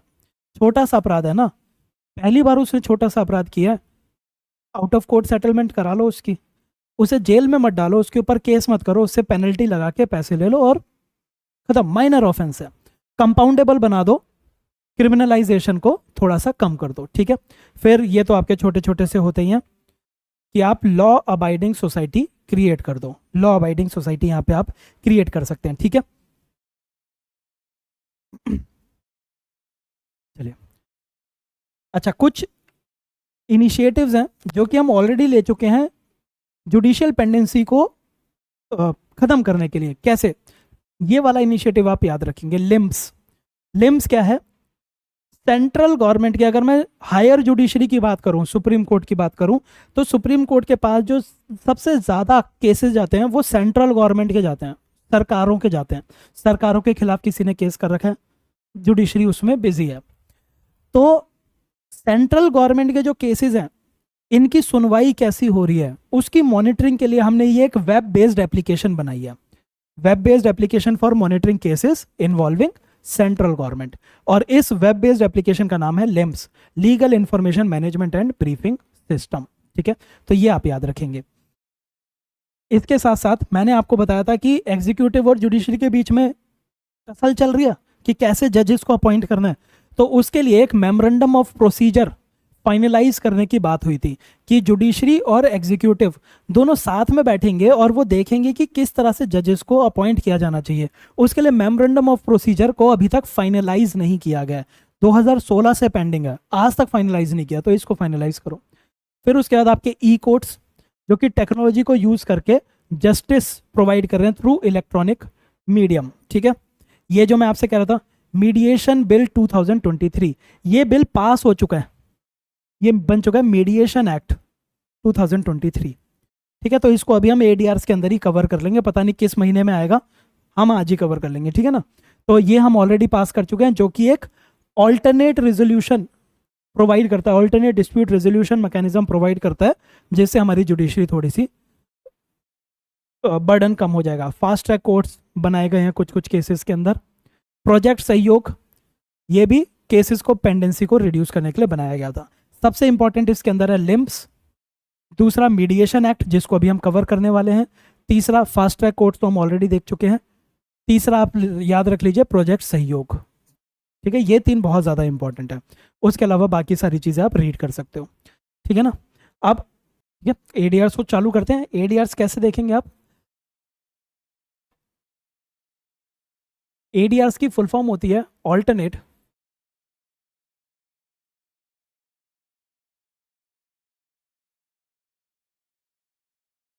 डिस्प्यूट रेजोल्यूशन, ठीक है। अगर मैं इंडिया में जुडिशरी की बात करूं, जुडिशरी के साथ में चैलेंज ये है कि जुडिशरी में बहुत ही फॉर्मल प्रोसेस फॉलो होता है। फॉर्मल प्रोसेस फॉलो होता है तो हमें लॉयर्स की ज़रूरत होती है, लॉयर्स की ज़रूरत होती है तो प्रोसेस कॉस्टली बन जाता है, प्रोसेस कॉस्टली बन जाता है। जुडिशरी के पास ढेर सारे केसेस ऑलरेडी पेंडिंग है, पेंडेंसी इज़ वेरी हाई, जिसकी वजह से टाइम कंज्यूमिंग प्रोसेस होता है, जुडिशरी के पास टाइम कंज्यूमिंग प्रोसेस है। Plus courts are not locally available, बहुत ही आसपास कोर्ट्स नहीं होते, लोगों को बहुत ज़्यादा ट्रैवल करके जाना पड़ता है, ठीक है। अब इन सारे चैलेंजेस में एक एग्जांपल लेते हैं। मान लीजिए कोई एक इंसान है, दिहाड़ी मजदूर है, अब इस दिहाड़ी मजदूर की किसी से लड़ाई हो गई, ये दिहाड़ी मजदूर अपने गांव से 50 किलोमीटर दूर साइकिल पे या फिर पैदल जाके कोर्ट में केस फाइल कर रहा है। लॉयर की ज़रूरत है, कॉस्टली है, दिहाड़ी मजदूर है, अपनी दिन की दिहाड़ी छोड़ के वो कोर्ट में गया, तो उसकी एक तो उस दिन के पैसे नहीं मिल रहे, ऊपर से लॉयर की फीस कहाँ से देगा, हाई फीस होती है लॉयर की। तो क्या ऐसा इंसान कभी जुडिशरी के थ्रू अपने डिस्प्यूट को रिजॉल्व करा पाएगा? नहीं करा पाएगा। क्या इसको जस्टिस मिलेगा? नहीं मिलेगा। दूसरा, पेंडेंसी बहुत ज़्यादा टाइम कंज्यूमिंग है, एक दिन नहीं बार बार जाना पड़ेगा, तो ऐसा इंसान कहेगा कि मैं क्यों ही जाऊं भाई, ठीक है। तीसरा, कोर्ट्स लोकली अवेलेबल नहीं है, तो उसको कई कई किलोमीटर दूर जाके ये सारे के सारे काम करने पड़ते हैं। अब इन सारी चीज़ों का सॉल्यूशन होता है ऑल्टरनेट डिस्प्यूट रेजोल्यूशन। सिंपल भाषा में ए और बी की लड़ाई हुई, इन्होंने कहा कि भाई कोर्ट के ये सारे के सारे पंगों में नहीं पड़ते, आपस में कुछ सॉल्यूशन निकाल लेते हैं, ठीक है। आपस में सॉल्यूशन निकाल लेते हैं, उसको एडीआर कहते हैं। एडीआर के 4 मैकेनिज्म होते हैं, 4 तरीकों से एडीआर को फॉलो किया जा सकता है। चारों तरीके देखते हैं। पहला तरीका होता है आपका नेगोशिएशन, दूसरा तरीका होता है मीडिएशन, तीसरा कंसिलिएशन, और चौथा आर्बिट्रेशन। जब हम नेगोशिएशन की बात करते हैं तो मान लीजिए ए और बी के बीच में झगड़ा है। नेगोशिएशन में ए और बी ये दोनों के दोनों साथ में बैठेंगे and they will try to come out with a mutually agreeable decision. वो एक ऐसे फैसले पे आना चाहते हैं जो कि म्यूचुअली दोनों के दोनों एग्री कर जाएं। एक और पॉइंट मैं यहाँ पे आपको बताना चाहूंगा, पॉइंट लिखिए। जुडिशरी के पास जब हम जाते हैं तो जो डिसीजन होता है, डिसीजन इज एडवर्सरियल। एडवर्सरियल का क्या मतलब है? झगड़ा है between A and B. Judiciary अगर ए के फेवर में फैसला देती है तो बी पूरी तरह से दुखी हो जाता है। क्यों? क्योंकि जुडिशरी किसी एक ही इंसान के फेवर में फैसला देगी, दूसरे इंसान के खिलाफ देती है। अगर बी के फेवर में है तो ए दुखी हो जाता है। यानी कि जुडिशरी के पास जाओगे तो एक ना एक इंसान तो दुखी वापस आएगा ही आएगा। दुखी आएगा तो ये क्या कहेगा? सबऑर्डिनेट जुडिशरी ने मेरे खिलाफ फैसला दिया, मैं हाई कोर्ट जाऊंगा। हाई कोर्ट ने मेरे खिलाफ फैसला दिया, मैं सुप्रीम कोर्ट जाऊंगा। केस और ज्यादा पेंडिंग हो गया। Alternate dispute resolution works on non adversarial principle. Non adversarial का मतलब होता है कि यहाँ पे दोनों पार्टी आपस में ऐसा फैसला लाती है जो दोनों को मंजूर हो। कुछ ए कॉम्प्रोमाइज करेगा, कुछ बातें बी कॉम्प्रोमाइज करेगा, कुछ बेनिफिट ए को मिलेगा, कुछ बेनिफिट बी को मिलेगा, दोनों ही इक्वली हैप्पी और इक्वली सैड होते हैं, लेकिन ऐसा फैसला करते हैं which is mutually agreeable decision. तो ये नॉन एडवर्सरियल प्रिंसिपल है। नेगोशिएशन में जिनके बीच में झगड़ा है सिर्फ वही दो लोग बैठेंगे और सॉल्यूशन निकालेंगे, म्यूचुअली एग्रीएबल डिसीजन पे आएंगे। मीडिएशन के अंदर क्या होता है, जिनके बीच में झगड़ा है ये तो होते हैं, लेकिन ए बी से कहता है भाई मैं तेरे साथ एक कमरे में अकेला नहीं बैठ सकता, मेरे को एक और इंसान चाहिए। तो यहां पे एक तीसरा इंसान जिसको मीडिएटर कहा जाता है, मीडिएटर बैठ जाता है। मीडिएटर का सिर्फ एक काम है, मीडिएटर का काम है एक ऐसा एनवायरनमेंट प्रेजेंट करना in which A and B can discuss their issues. ये ऐसे ऐसी चीजें, ऐसे ऐसे पॉइंट उनके सामने रखेगा जिससे ए और बी आपस में बात करना चालू कर देंगे। ए और बी आपस में एक सॉल्यूशन फाइंड करने में थोड़ी सी आसानी उनको हो जाती है, ठीक है। और फिर उसके बाद म्यूचुअली एग्रीएबल डिसीजन ए और बी ले लेते हैं, ठीक है। मीडिएटर का काम सिर्फ कंड्यूसिव एनवायरनमेंट प्रोवाइड करना होता है।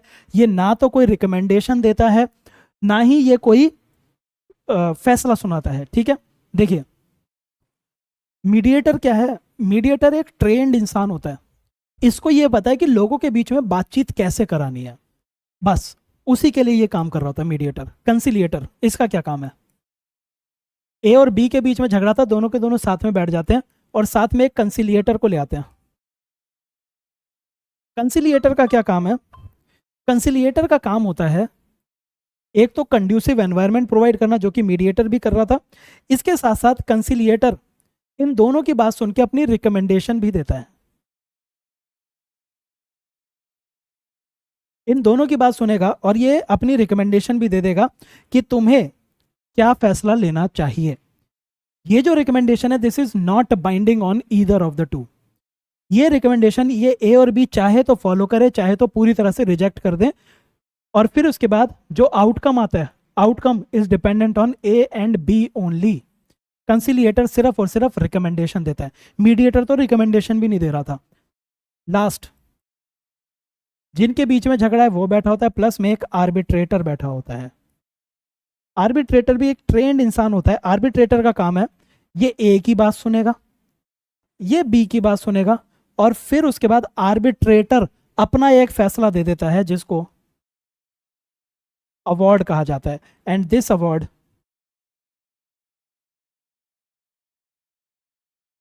Is final and binding on both of them. ये आपके चार तरीके होते हैं, स्क्रीनशॉट ले लीजिए, चाहो तो नोट्स बना लीजिए, ठीक है। नेगोशिएशन, दो लोग बैठे हैं आपस में डिस्कस करके म्यूचुअली एग्रीएबल डिसीजन पे आ गए। मीडिएशन, दो लोग बैठे हैं और तीसरा इंसान वो लेके आए हैं, लेकिन तीसरा इंसान सिर्फ एक कंड्यूसिव एनवायरनमेंट प्रोवाइड कर रहा है। ये अभी बहुत इंपॉर्टेंट बन चुका है। वाई? क्योंकि अभी इंडिया के अंदर मीडिएशन एक्ट 2023 पास हो गया। मीडिएशन एक्ट 2023 क्या कहता है, वो कहता है कि जब भी आपके सिविल या कमर्शियल डिस्प्यूट होंगे तो आप जुडिशरी पे जाने से पहले खुद एक मीडिएटर को अपॉइंट करोगे और खुद एक सेटलमेंट लाने की कोशिश करोगे, ठीक है। मीडिएशन एक्ट अभी हम कवर कर लेते हैं। कंसिलिएशन, कंसिलिएटर बैठा है, रिकमेंडेशन देगा, माननी है मानो, नहीं माननी तो कोई बात नहीं, अपना आउटकम खुद लेके आओ। बट कंसिलिएशन का प्रोसेस जब फॉलो होता है तो ए एंड बी जो भी आउटकम लेके आएंगे, अगर इन्होंने कोई फैसला कर लिया, कोई एग्रीमेंट कर लिया आपस में, then that agreement would be binding on them. उन्हें वो एग्रीमेंट मानना पड़ता है, ठीक है। चाहे वो रिकमेंडेशन माने या ना माने, लेकिन आपस में उन्होंने जो फैसला लिया है वो बाइंडिंग होगा। आर्बिट्रेशन के अंदर फाइनल अवार्ड आर्बिट्रेटर देता है। अब एक सवाल आप सभी के मन में आया होगा कि ए और बी के बीच में झगड़ा था, अगर ये जुडिशरी के पास जाते तो जुडिशरी इसकी बात सुनता, इसकी बात सुनता और अपना एक डिसीजन दे देता। अब ए और बी के बीच में झगड़ा था और वो आर्बिट्रेटर के पास गया, आर्बिट्रेटर ने इन दोनों की बात सुनी और इसने अपना एक फैसला दे दिया। तो ये तो जुडिशरी का ही काम कर रहा है। तो दोनों में डिफरेंस क्या है? डिफरेंस ये है कि जुडिशरी हमेशा किसी ना किसी लॉ को फॉलो करेगी, जैसे सीआरपीसी, आईपीसी, बहुत ही फॉर्मल प्रोसेस होता है। आर्बिट्रेशन थोड़ा सा रिलैक्स्ड प्रोसेस फॉलो किया जाता है, रिलैक्स्ड प्रोसेस, ठीक है। It is less formal than a trial in judiciary. Judiciary में जो ट्रायल है उससे लेस फॉर्मल होता है आर्बिट्रेशन, ठीक है। जुडिशरी सारा का सारा काम करेगा on the basis of evidence. Evidence किसके फेवर में है? आर्बिट्रेशन इज नॉट बेस्ड, मतलब एविडेंस पे बेस्ड है, but rules of evidence are relaxed. Rules of evidence को रिलैक्स कर दिया जाता है। यहाँ पे कोशिश होती है कि दोनों के बीच में ऐसा फैसला कर दिया जाए कि ए भी खुश हो जाए, बी भी खुश हो जाए, और ये मामला यहीं पे रफा दफा हो जाए। तो it is less formal, rules of evidence are relaxed, ठीक है, आर्बिट्रेशन के अंदर। Plus arbitration is faster than judiciary. एक और चीज आप याद रखेंगे, जब हम ऑल्टरनेट डिस्प्यूट रेजोल्यूशन की बात करते हैं तो एडीआर्स ऑफन सिविल और कमर्शियल केसेस में होते हैं। क्रिमिनल केसेस ज्यादातर आपके जुडिशरी के पास जाके ही सॉल्व कराने पड़ते हैं ज्यादातर, ठीक है। तो हमने 4 एडीआर्स देखे, negotiation, mediation, conciliation and arbitration. जिस तरह से बताया उसी तरह से इसको याद रखने की आप कोशिश करेंगे, ठीक है। अब एक और चीज आप इसके अंदर देख सकते हैं कि इंडिया के अंदर आर्बिट्रेशन के लिए क्या कोई कानून बना हुआ है? तो इंडिया के अंदर एक आपका लीगल सर्विसेज अथॉरिटी एक्ट बना है।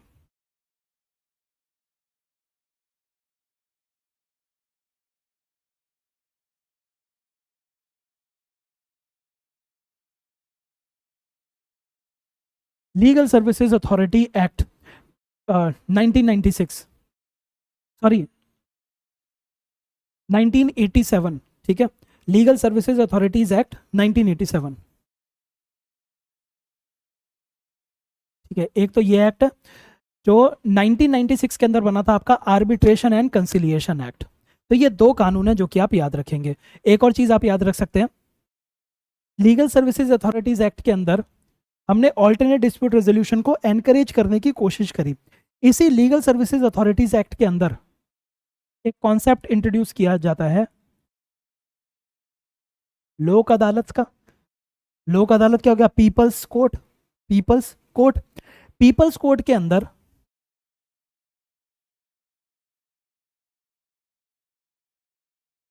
ये जो लोक अदालत है, लोक अदालत के अंदर नेगोशिएशंस को एनकरेज किया जाता है, लेकिन ये जो नेगोशिएशंस होती हैं ये होते हैं in the presence of a judicial officer.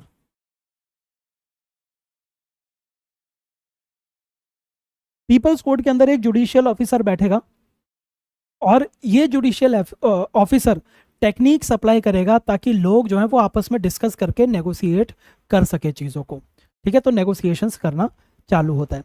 लोक अदालत में जो भी डिसीजन निकल के आता है, दिस डिसीजन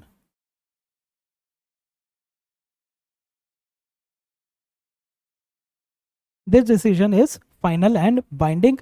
एक स्टेटमेंट आएगी आपके प्रीलिम्स के अंदर, decisions from Lok Adalat, you can not appeal against the decisions of Lok Adalat. Is it true और false? It is a correct statement. Lok Adalat से जो भी फैसला निकल के आता है आप उसकी वो नहीं कर सकते, ठीक है, उसके खिलाफ आप अपील नहीं कर सकते। तो ये आपने 4 देखे, नेगोशिएशन, मीडिएशन, कंसिलिएशन, आर्बिट्रेशन, और 5वां हमने लोक अदालत देखा है, ठीक है। लोक अदालत देख लिया। अब अगला टॉपिक जो हम कवर कर सकते हैं वो है मीडिएशन। मीडिएशन का तरीका आपने देख लिया, एक नॉन एडवर्सरियल टेक्निक है टू रिजॉल्व डिस्प्यूट्स। मीडिएशन कुछ कुछ पॉइंट्स हैं, लिखते चलिए इन पॉइंट्स को। मीडिएशन इज वॉलेंट्री,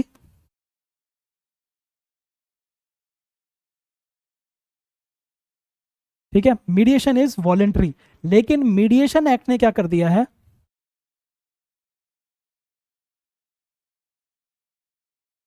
इसको मैंडेटरी बना दिया। किस केसेस में?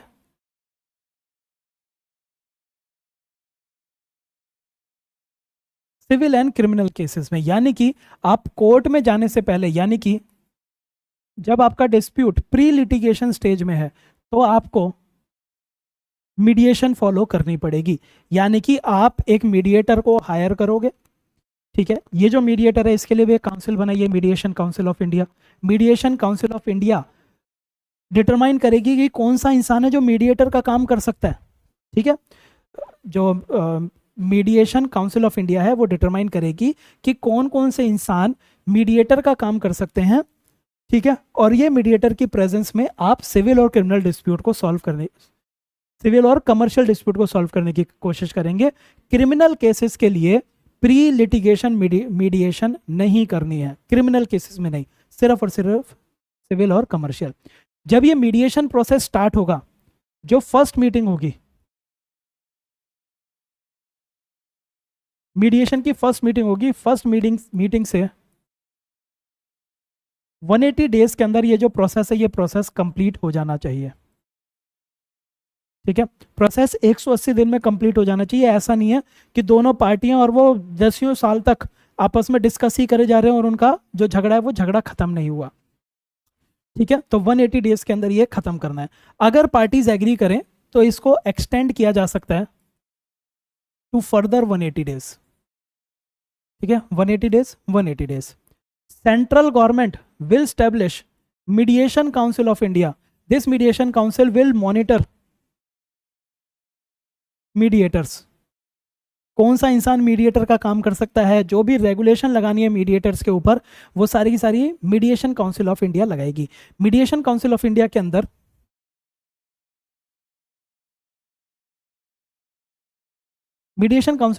अंदर एक चेयरपर्सन होगा, 2 फुल टाइम मेंबर्स होंगे और आपके कुछ एक्स ऑफिशियो मेंबर्स भी यहाँ पे देखने को मिलेंगे। ठीक है, तो ये चीजें आपको याद रखनी है। 2 मेंबर्स प्लस सम एक्स ऑफिशियो मेंबर्स। ठीक है, मीडिएशन 180 डेज, मोस्ट लाइकली आपके 1-2 महीने के बाद ही आपके न्यूज़ में आ ही जाएगा, क्योंकि अभी पास हुआ है। ठीक है ना, और कौन कौन सी चीज़ें इसमें याद रख सकते हैं प्रोसेस को। अच्छा हाँ, ये जो आपका मीडिएशन एक्ट है, this mediation act will not apply, किन किन केसेस में ये अप्लाई नहीं होगा, ये आपको याद रखना है। जब भी कोई डिस्प्यूट है which is against a minor, unsound mind. ठीक है, माइनर के खिलाफ आप मीडिएशन नहीं कर सकते, पर्सन ऑफ अनसाउंड माइंड आप नहीं कर सकते। कोई भी क्रिमिनल प्रोसिक्यूशन है, क्रिमिनल प्रोसिक्यूशन में मीडिएशन अलाउड नहीं है। ठीक है, और किसके अंदर अलाउड नहीं है, when mediation affects rights of a third person. A और बी की लड़ाई थी, इन्होंने आपस में मीडिएशन करनी चालू कर दी, पता चला कि इन दोनों की लड़ाई में एक तीसरा इंसान भी अफेक्ट हो रहा है, नहीं जा सकता आप मीडिएशन के केस में। ठीक है, और ये जो 3 केसेस हैं, इन 3 केसेस में मीडिएशन इज नॉट अलाउड। और भी केसेस ऐसे हो सकते हैं जिसमें मीडिएशन अलाउड नहीं होगी, और वो सेंट्रल गवर्नमेंट डिटरमाइन करेगा कि किन किन केसेस में मीडिएशन को हम अलाउ कर रहे हैं और किन किन केसेस के अंदर अलाउ नहीं कर रहे। अब कुछ प्रीलिम्स के पॉइंट यहाँ पे बनते हैं। According to mediation act 2023, only domestic parties can apply for mediation. True. ठीक है, दोनों की दोनों पार्टीज डोमेस्टिक पार्टीज हैं, कर सकते हैं। ठीक है, under mediation act if a foreign party is involved then the dispute has to be of commercial nature। true। ठीक है, सिविल और कमर्शियल केसेस में मीडिएशन की जा सकती है। अगर दोनों की दोनों पार्टीज डोमेस्टिक पार्टीज हैं तो चाहे डिस्प्यूट सिविल हो चाहे वो कमर्शियल हो, मीडिएशन इज अलाउड। लेकिन अगर एक भी पार्टी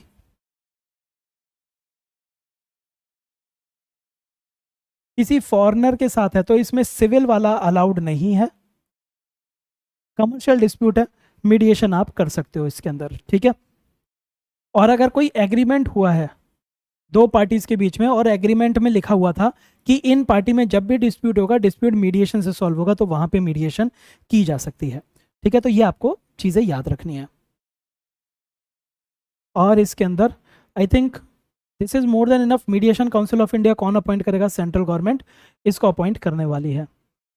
ठीक है, I think this should be more than enough. बाकी जब हम किसी ना किसी महीने की मैगजीन के अंदर ये दोबारा से आएगा तब इसको दोबारा से देख लेंगे। हो सकता है मुझसे एक आध पॉइंट अभी मिस हो रहा हो, बट मोर और लेस आपका एडीआर्स का जो टॉपिक है वो यहाँ पे लगभग फिनिश हो गया है।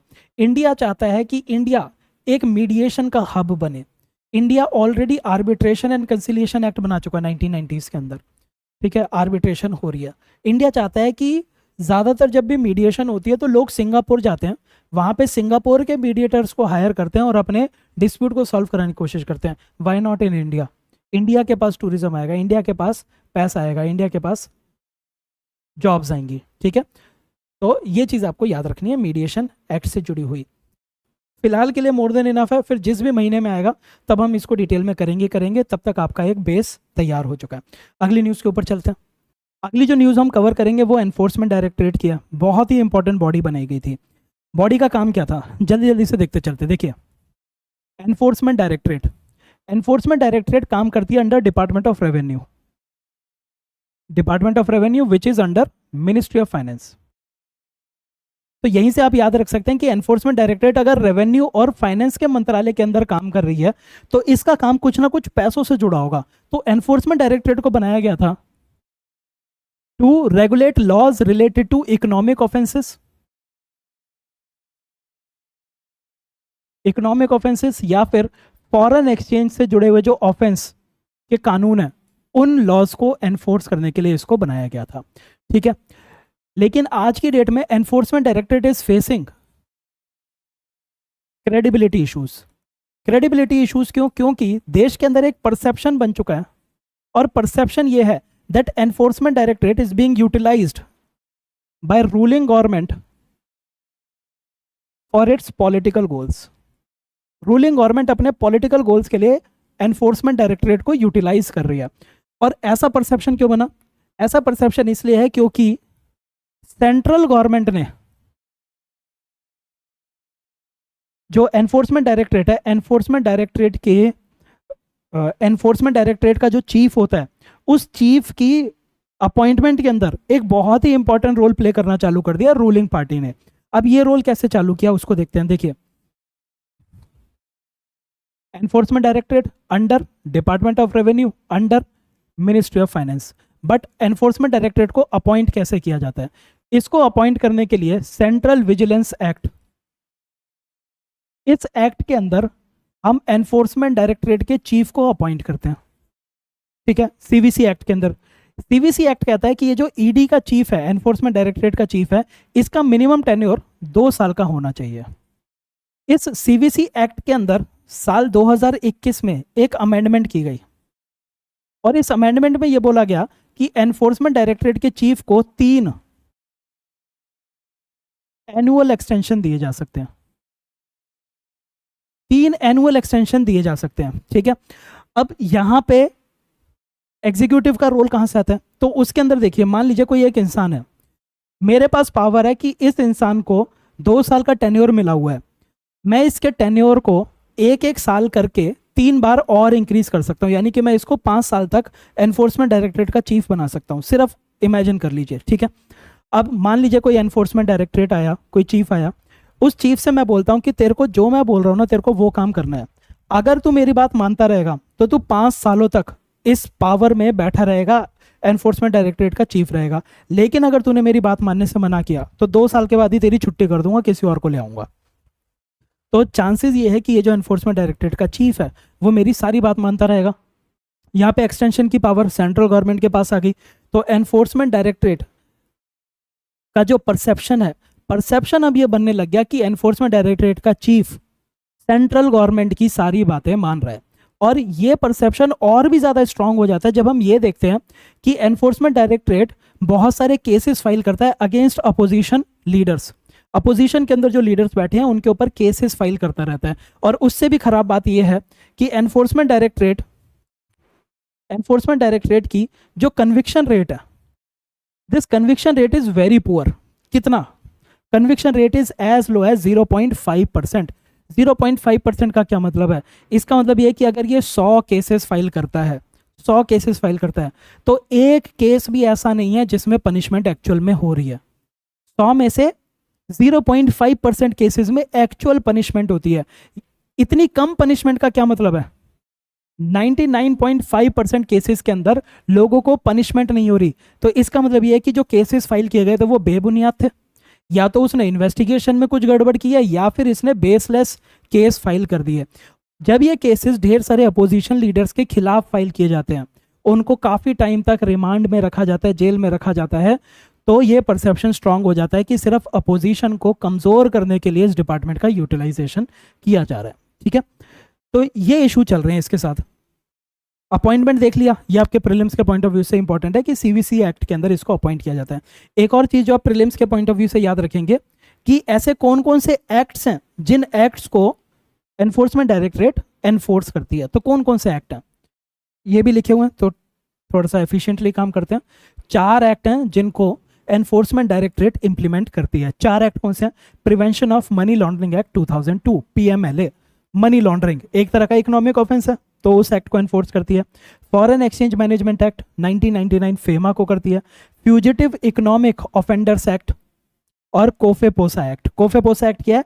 Conservation of foreign exchange and prevention of smuggling activities.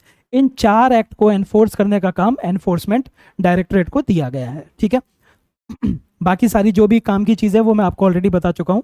ठीक है, वही यहाँ पे लिखा हुआ है कि 3 एक्सटेंशन दिए जा सकते हैं। अभी न्यूज़ में इसलिए था क्योंकि एक ईडी का चीफ है, ईडी के चीफ के टेन्योर खत्म हो गया, टेन्योर के बाद उसको 1 साल की एक्सटेंशन मिली, फिर दूसरे साल की एक्सटेंशन मिली। यहाँ पे सुप्रीम कोर्ट ने कह दिया कि एक्सटेंशन बार बार मत दो, किसी और ईडी को लेके आओ। गवर्नमेंट ने कहा कि नहीं, हम तो इसी ईडी चीफ को एक्सटेंशन देंगे दोबारा से, सुप्रीम कोर्ट के मना करने के बावजूद भी। तो जब तीसरा एक्सटेंशन दिया गया ईडी के चीफ को, तो सुप्रीम कोर्ट ने उस एक्सटेंशन को इनवैलिड डिक्लेयर कर दिया।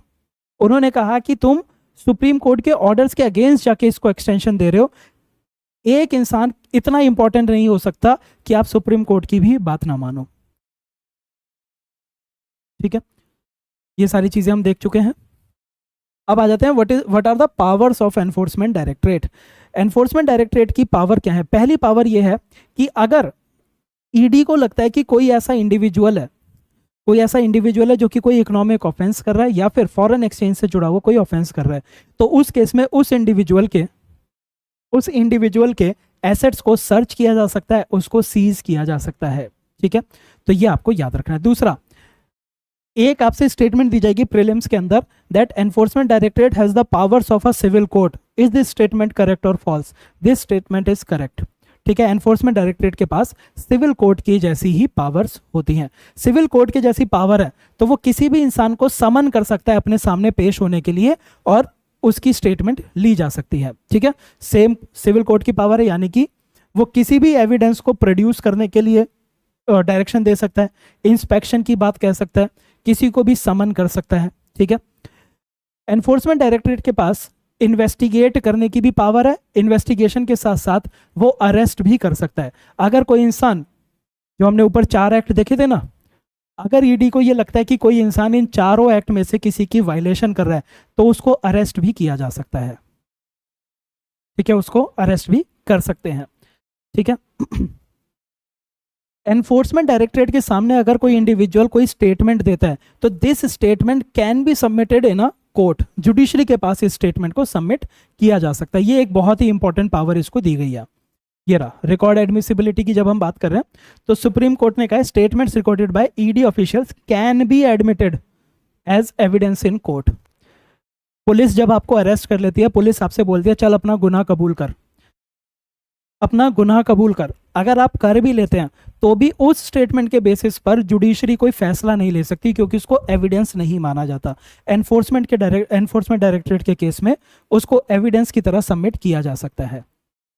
ठीक है, फाइन पेनल्टी वगैरह वो लगा सकते हैं। Now what are the issues with enforcement directorate या फिर डायरेक्टरेट ऑफ एनफोर्समेंट? एक ही बात है, सबसे बड़ा issue conviction rate is very poor. Conviction rate is as low as 0.5%, यानी कि 100 में से एक भी केस ऐसा नहीं है जिसमें आप ये कह सको कि पनिशमेंट हुई है। Conviction rate is very poor. Conviction rate poor है तो उसकी वजह से उसकी क्रेडिबिलिटी गिर जाती है, प्लस एक परसेप्शन बना हुआ है। हम ये वर्ड यूज करते हैं परसेप्शन क्यों? क्योंकि आपको पता नहीं है ना कि वाकई में रूलिंग गवर्नमेंट इसको यूज कर रही है इस एजेंसी को या नहीं कर रही, लेकिन लोगों में, जनता में ये परसेप्शन बना हुआ है कि रूलिंग गवर्नमेंट इस एजेंसी को यूज कर रही है अपने पॉलिटिकल गोल्स को अचीव करने के लिए, अपने पॉलिटिकल स्कोर्स को सेटल करने के लिए, अपोजिशन को कमजोर करने के लिए। ये परसेप्शन बना हुआ है और ये परसेप्शन क्रेडिबिलिटी को वीकन करेगा ही करेगा। ठीक है, ये परसेप्शन क्रेडिबिलिटी को वीकन करता है। तो ये माना जाता है that it is working in close nexus with political class. ठीक है, frequently leaders of opposition parties are being targeted by enforcement directorate and the conviction rate is low. तो क्रेडिबिलिटी कहां से रहेगी इसकी? ठीक है, ट्रांसपेरेंसी की बहुत कमी है। एनफोर्समेंट डायरेक्टरेट को किस तरह से ईडी किस तरह से ये डिटरमाइन करती है कि मैं किस केस को इन्वेस्टिगेट करूंगी, किसी को नहीं पता। अचानक से हमारे पास न्यूज आती है कि इस नेता के घर पे छापा पड़ गया ईडी का, क्यों पड़ा नहीं पता। तो ये जो लैक ऑफ ट्रांसपेरेंसी है ये भी क्रेडिबिलिटी को कहीं ना कहीं पे कम करता है। एनफोर्समेंट डायरेक्टरेट के पास वर्कफोर्स की कमी है, इंफ्रास्ट्रक्चर और वर्कफोर्स इसके पास नहीं है। अब वे फॉरवर्ड में आप क्या लिखेंगे? वे फॉरवर्ड के अंदर बस इन्हीं इश्यूज के बारे में आप बात करेंगे। कैपेसिटी को एनहांस करो ताकि कन्विक्शन रेट को इंक्रीज किया जा सके। कन्विक्शन रेट इंक्रीज होगा तो लोगों को लगेगा कि देखो, आप किसी के ऊपर उंगली उठा रहे हो कि तूने गलत किया और फिर उसको पनिशमेंट भी हो जाए जुडिशरी के द्वारा, तो लोग कहेंगे कि बिल्कुल सही उंगली उठाई थी। लेकिन अगर आप बार बार उंगलियां उठा रहे हो अलग अलग लोगों के ऊपर कि तूने गलत किया, तूने लॉ को वायलेट किया, तूने लॉ को वायलेट किया, लेकिन पनिशमेंट किसी को नहीं हो रही, तो सब बोलेंगे कि ये तो डिपार्टमेंट ही बिका हुआ है, गवर्नमेंट के लिए काम कर रहा है। तो वो परसेप्शन खत्म तब होगा जब लो कन्विक्शन रेट खत्म हो जाएगी। Conviction rate should be high, उसके लिए हमें कैपेसिटी को इंक्रीज करने की जरूरत है। एनफोर्समेंट डायरेक्टरेट, इसको बहुत ज्यादा डिस्क्रेशन मिली हुई है, इसके डिस्क्रेशन को भी हमें रिड्यूस करने की जरूरत है। Enforcement directorate should be guided by the rule of law. Transparency होनी चाहिए इसके एक्ट में। ठीक है, पेंडेंसी इसको खत्म करने की जरूरत है। पेंडेंसी कैसे खत्म होगी? एनफोर्समेंट डायरेक्टरेट के केसेस को फास्ट ट्रैक कोर्ट और स्पेशल बेंचेस के द्वारा सुनवाई की जानी चाहिए ताकि जल्दी से जल्दी फैसले निकल के आए। एक ओवरसाइट कमेटी बनाई जानी चाहिए। ये जो ओवरसाइट कमेटी है इसका काम होगा कि एनफोर्समेंट डायरेक्टरेट को के चीफ को किस तरह से सेलेक्ट किया जा रहा है, उसके सिलेक्शन प्रोसेस को रेगुलेट किया जाए ताकि एनफोर्समेंट डायरेक्टरेट में जो भी चीफ अपॉइंट किया जाए उसकी क्रेडिबिलिटी के ऊपर कोई शक ना उठाए। ठीक है, जनता में अवेयरनेस इंक्रीज करने की जरूरत है कि एनफोर्समेंट डायरेक्टरेट के क्या क्या रोल हैं। जनता में अवेयरनेस होनी चाहिए कि ईडी कितनी इंपॉर्टेंट एजेंसी है ताकि उसकी इमेज को रिफॉर्म किया जा सके। ठीक है, ये था आपका एनफोर्समेंट डायरेक्टरेट से जुड़े हुए कुछ टॉपिक। प्रीलिम्स के लिए आपको ये याद रखना है कि किस डिपार्टमेंट में काम कर रहा है, किस मंत्रालय में आ रहा है, कौन कौन से एक्ट एनफोर्स करता है, किस तरह से अपॉइंट किया जा रहा है, मैक्सिमम टेन्योर मतलब मैक्सिमम एक्सटेंशंस किस हिसाब से हो सकती हैं। ठीक है, ये चीज़ें आप इसमें याद रखेंगे इस वाली न्यूज़ के अंदर। अगली न्यूज़ एक और बहुत इंपॉर्टेंट न्यूज़ है, मल्टी स्टेट कोऑपरेटिव सोसाइटीज़। इसको समझने के लिए आपको देखिए, हमने जून महीने के जो इकोनॉमी के करंट अफेयर्स किए थे उसके अंदर मैंने कोऑपरेटिव सोसाइटीज़ के बारे में कुछ डिस्कशन की थी, तो वो ज़रूर देख लीजिएगा आप। उम्मीद करता हूँ कि आपने देख ही लिया होगा पेपर अगर आपको देना है तो। अब देखिए, मल्टी स्टेट कोऑपरेटिव सोसाइटीज़ वो कोऑपरेटिव सोसाइटीज़ होती हैं which are functioning in more than one state.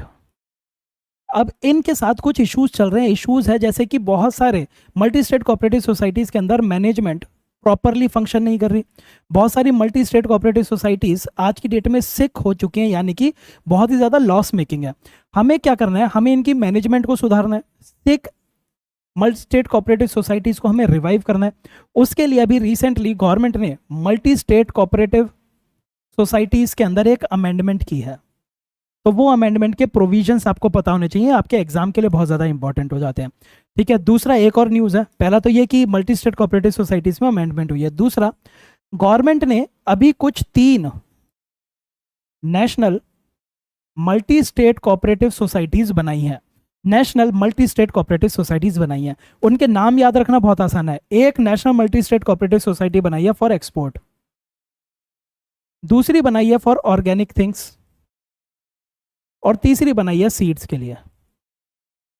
तो ये 3 national multi state cooperative societies बनाई गई हैं। ठीक है, अब हमें क्या करना है? मैनेजमेंट को सुधारना है और सिक मल्टी स्टेट कोऑपरेटिव सोसाइटीज को रिवाइव करना है।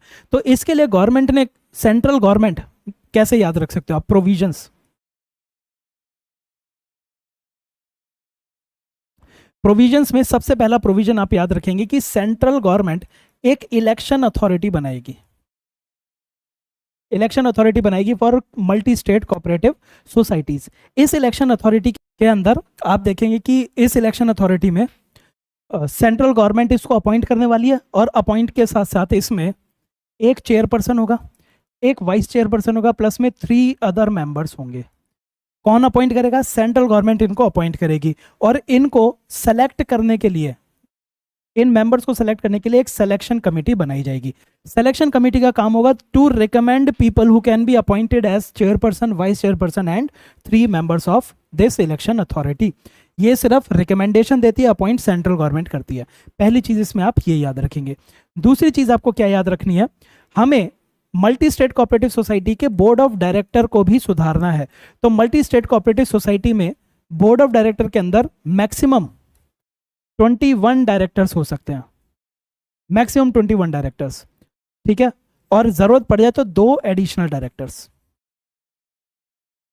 2 एडिशनल डायरेक्टर। और बोर्ड ऑफ डायरेक्टर के अंदर एक एससी या फिर एक एसटी मेंबर होना चाहिए, प्लस में 2 विमेन मेंबर होने चाहिए, ठीक है। तो बोर्ड ऑफ डायरेक्टर में एक एससी या एसटी की रिप्रेजेंटेशन और 2 फीमेल की रिप्रेजेंटेशन भी होगी। तो इलेक्शन अथॉरिटी और आपके इस तरह से बोर्ड ऑफ डायरेक्टर को, ठीक है, उनके ऊपर भी लिमिट लगाई हुई है। फिर दूसरा काम क्या करना है? हमें मल्टी स्टेट कोऑपरेटिव सोसाइटीज को रिवाइव करने की हमें बहुत जरूरत है। मल्टी स्टेट कोऑपरेटिव सोसाइटीज को रिवाइव करने के लिए एक फंड बनाया जाएगा।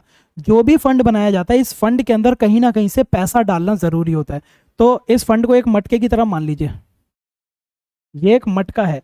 तो इस मटके के अंदर पैसा कहां से आएगा? इस मटके के अंदर पैसा आएगा जितनी भी मल्टी स्टेट कोऑपरेटिव सोसाइटी पिछले 3 सालों से प्रॉफिट में है, वो अपने प्रॉफिट का 1% या फिर 1 करोड़ रुपए इस फंड के अंदर डालेंगे, और इस फंड को यूटिलाइज किया जाएगा टू रिवाइव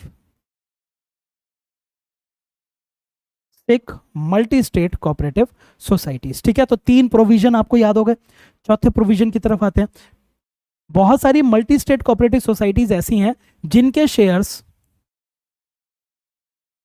सेंट्रल गवर्नमेंट और स्टेट गवर्नमेंट होल्ड करते हैं। तो सेंट्रल गवर्नमेंट और स्टेट गवर्नमेंट अपने शेयर्स को रिडीम कर सकते हैं, only with the approval of share holders, ठीक है। तो सेंट्रल गवर्नमेंट, स्टेट गवर्नमेंट के पास से भी जो पावर थी, वो जब चाहते थे तब अपने शेयर्स को रिडीम करके बाहर निकल जाते थे, पर अब नहीं। अब उन्हें अप्रूवल लेनी होगी शेयर होल्डर्स की, और उसी के बाद वो अपने शेयर्स को रिडीम करा सकते हैं, ठीक है। तो ये हमारे 4 प्रोविजन हो गए जो कि आप याद रखेंगे।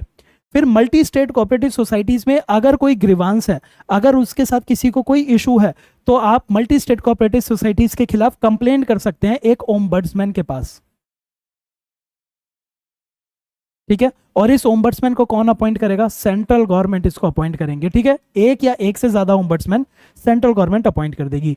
ओम्बड्समैन ने अगर कोई फैसला सुनाया तो इस फैसले के खिलाफ आप अपील भी कर सकते हैं, और अपील की जा सकती है with a central registrar, with a central registrar. Central registrar बहुत इंपॉर्टेंट होता है मल्टी स्टेट कोऑपरेटिव सोसाइटीज में, because every multi state cooperative society has to register itself with a central registrar, ठीक है। ये मल्टी स्टेट कोऑपरेटिव सोसाइटीज को register करने का भी काम करता है। और लास्ट पॉइंट जो इस अमेंडमेंट के अंदर किया गया, लास्ट पॉइंट क्या है? मान लीजिए कोई कोऑपरेटिव सोसाइटी है, ये मल्टी स्टेट कोऑपरेटिव सोसाइटी नहीं है, ये कोऑपरेटिव सोसाइटी है अंडर स्टेट लॉ, किसी स्टेट कानून के अंदर ये कोऑपरेटिव सोसाइटी बनी है। अगर ये कोऑपरेटिव सोसाइटी चाहे तो ये मर्ज कर सकती है with an existing multi state cooperative society, ठीक है। तो ये सारे के सारे प्रोविजन है। याद कैसे करेंगे? इलेक्शन अथॉरिटी सेंट्रल गवर्नमेंट बना रही है, सिलेक्शन कमिटी बताएगी कि किन किन को चेयरमैन, वाइस चेयरमैन या 3 मेंबर्स की तरह अपॉइंट किया जा सकता है। दूसरा, बोर्ड ऑफ डायरेक्टर 21 से ज्यादा नहीं हो सकते, 2 एडिशनल डायरेक्टर हो सकते हैं, जिसमें एक एससी या एसटी की रिप्रेजेंटेशन और 2 विमेन की रिप्रेजेंटेशन होगी। तीसरा, एक फंड बनाया जाएगा जिस फंड के अंदर प्रॉफिटेबल ऐसे मल्टी स्टेट कोऑपरेटिव सोसाइटी जो पिछले 3 सालों से प्रॉफिटेबल हैं, वो अपने प्रॉफिट का 1% या 1 करोड़ रुपया इस फंड में डालेंगे। This fund would be utilised to revive 6 multi state cooperative societies. Central और स्टेट गवर्नमेंट अपने शेयर्स को रिडीम करा सकती है only with the approval of shareholders. कोई भी कोऑपरेटिव सोसाइटी, ये स्टेट नहीं है, ये सोसाइटी है, कोई भी cooperative society which is cooperative society under state law can merge with an existing multi state cooperative society. Central government एक या एक से ज़्यादा ओम्बड्समैन को अपॉइंट करेगी और ओम्बड्समैन की अपील सेंट्रल रजिस्ट्रार के पास हो सकती है। सेंट्रल रजिस्ट्रार की ही जिम्मेदारी है मल्टी स्टेट कोऑपरेटिव सोसाइटीज़ को रजिस्टर करने की भी। ठीक है, तो ये सारे के सारे प्रोविजंस हैं। नोट्स में से अगर हम देखें, जैसे मैंने ये बनाया ना, ये बना लीजिएगा, वरना statement line by line statement रटना बहुत मुश्किल हो जाएगा। ये साइड में बना लो, ठीक है, ताकि चीज़ें ईजी रहें थोड़ी सी। आ जाइए, मल्टी स्टेट कोऑपरेटिव एक्ट 2002 ये पास किया गया है। इस एक्ट का ऑब्जेक्टिव क्या है? जितने भी आपके मल्टी स्टेट कोऑपरेटिव सोसाइटीज हैं, ऐसी societies which are functioning in more than one state, उनके ऊपर ये एक्ट एप्लीकेबल होता है। की प्रोविजन क्या है? रजिस्ट्रेशन। हर एक मल्टी स्टेट कोऑपरेटिव सोसाइटी किसके पास रजिस्टर कराएगी? सेंट्रल रजिस्ट्रार के पास उसको रजिस्टर कराना है। ठीक है, सेंट्रल रजिस्ट्रार को सेंट्रल गवर्नमेंट अपॉइंट करती है। इंटरनल गवर्नेंस की अगर बात की जाए तो हर मल्टी स्टेट कोऑपरेटिव सोसाइटी अपना खुद का लॉ बनाती है, उसी लॉ के अकॉर्डिंग वो अपनी इंटरनल गवर्नेंस भी करती है। ठीक है, इस एक्ट के थ्रू हम मल्टी स्टेट कोऑपरेटिव सोसाइटीज की रीऑर्गेनाइजेशन करना चाहते हैं। ठीक है, अब नीड क्या थी इस अमेंडमेंट की? नीड के लिए थोड़ा सा एक बैकग्राउंड देखते हैं। हमने साल 2011 के अंदर अपने कॉन्स्टिट्यूशन के अंदर एक अमेंडमेंट की थी, 97th कॉन्स्टिट्यूशनल अमेंडमेंट एक्ट। इस एक्ट की अलाइनमेंट में हमें मल्टी स्टेट कोऑपरेटिव सोसाइटीज को लाना था। तो मल्टी स्टेट कोऑपरेटिव सोसाइटीज को इस अमेंडमेंट के साथ कंसिस्टेंट बनाने के लिए हमें इस अमेंडमेंट की जरूरत पड़ी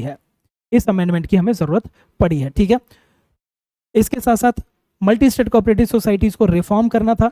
ढेर सारी Sikh multi state cooperative societies थी जिनको रिवाइव करने की जरूरत थी, जिसके लिए हमने अब डेडिकेटेड फंड बना दिया है। याद करिए, फंड के अंदर पैसा कहां से आ रहा है? 3 सालों से profitable multi state cooperative society अपने प्रॉफिट का हिस्सा इस फंड में डालेंगी ताकि Sikh multi state cooperative societies को रिवाइव किया जा सके। फीचर्स क्या क्या हैं बिल के? वही जो मैंने आपको बताया। एक इलेक्शन अथॉरिटी बनेगी जिसको सेंट्रल गवर्नमेंट अपॉइंट करेगी और इसके चेयरपर्सन, वाइस चेयरपर्सन और 3 मेंबर्स सेंट्रल गवर्नमेंट अपॉइंट करेगी on the recommendation of selection committee. ठीक है, सिंपल भाषा में ये लिखा हुआ। फिर इसके बाद फंड बनाया जाएगा। फंड में आपको ऑलरेडी बता चुका हूं। ठीक है, फंड के अंदर पैसा कहां से आएगा याद रखना आपको। सेंट्रल और स्टेट गवर्नमेंट अपने शेयर्स को रिडीम नहीं करा सकती without the approval of share holder के अप्रूवल के रिडीम नहीं कराया जा सकता। कोई भी कंप्लेंट किसके पास की जाएगी? कंप्लेंट की जाएगी विद कोऑपरेटिव ओम्बड्समैन। कौन अपॉइंट करेगा कोऑपरेटिव ओम्बड्समैन को? सेंट्रल गवर्नमेंट अपॉइंट करेगी। इसकी अपील सेंट्रल रजिस्ट्रार के पास फाइल की जा सकती है और central registrar multi state cooperative societies को रजिस्टर करने का भी काम करता है। बोर्ड ऑफ डायरेक्टर्स कितने हो सकते हैं? 21 से ज्यादा नहीं होंगे। 2 एडिशनल आप कर सकते हो। एक एससी या एसटी की रिप्रेजेंटेशन जरूरी है और 2 वुमेन की रिप्रेजेंटेशन जरूरी है। तो सारी की सारी चीजें एक सिंपल भाषा में ये लिखी हुई हैं। इसको प्लीज बना लीजिए, स्क्रीनशॉट ले लीजिए, पर इसको सेव करके रख लीजिए। ठीक है, अगला जो हम टॉपिक कर रहे हैं वो है सिनेमेटोग्राफ अमेंडमेंट बिल 2023। इस बिल के अंदर आपके मेंस के तो ज़्यादा क्वेश्चन नहीं बनते हैं, लेकिन प्रीलिम्स के काफ़ी फैक्ट्स हैं जो कि आपको कवर करने हैं।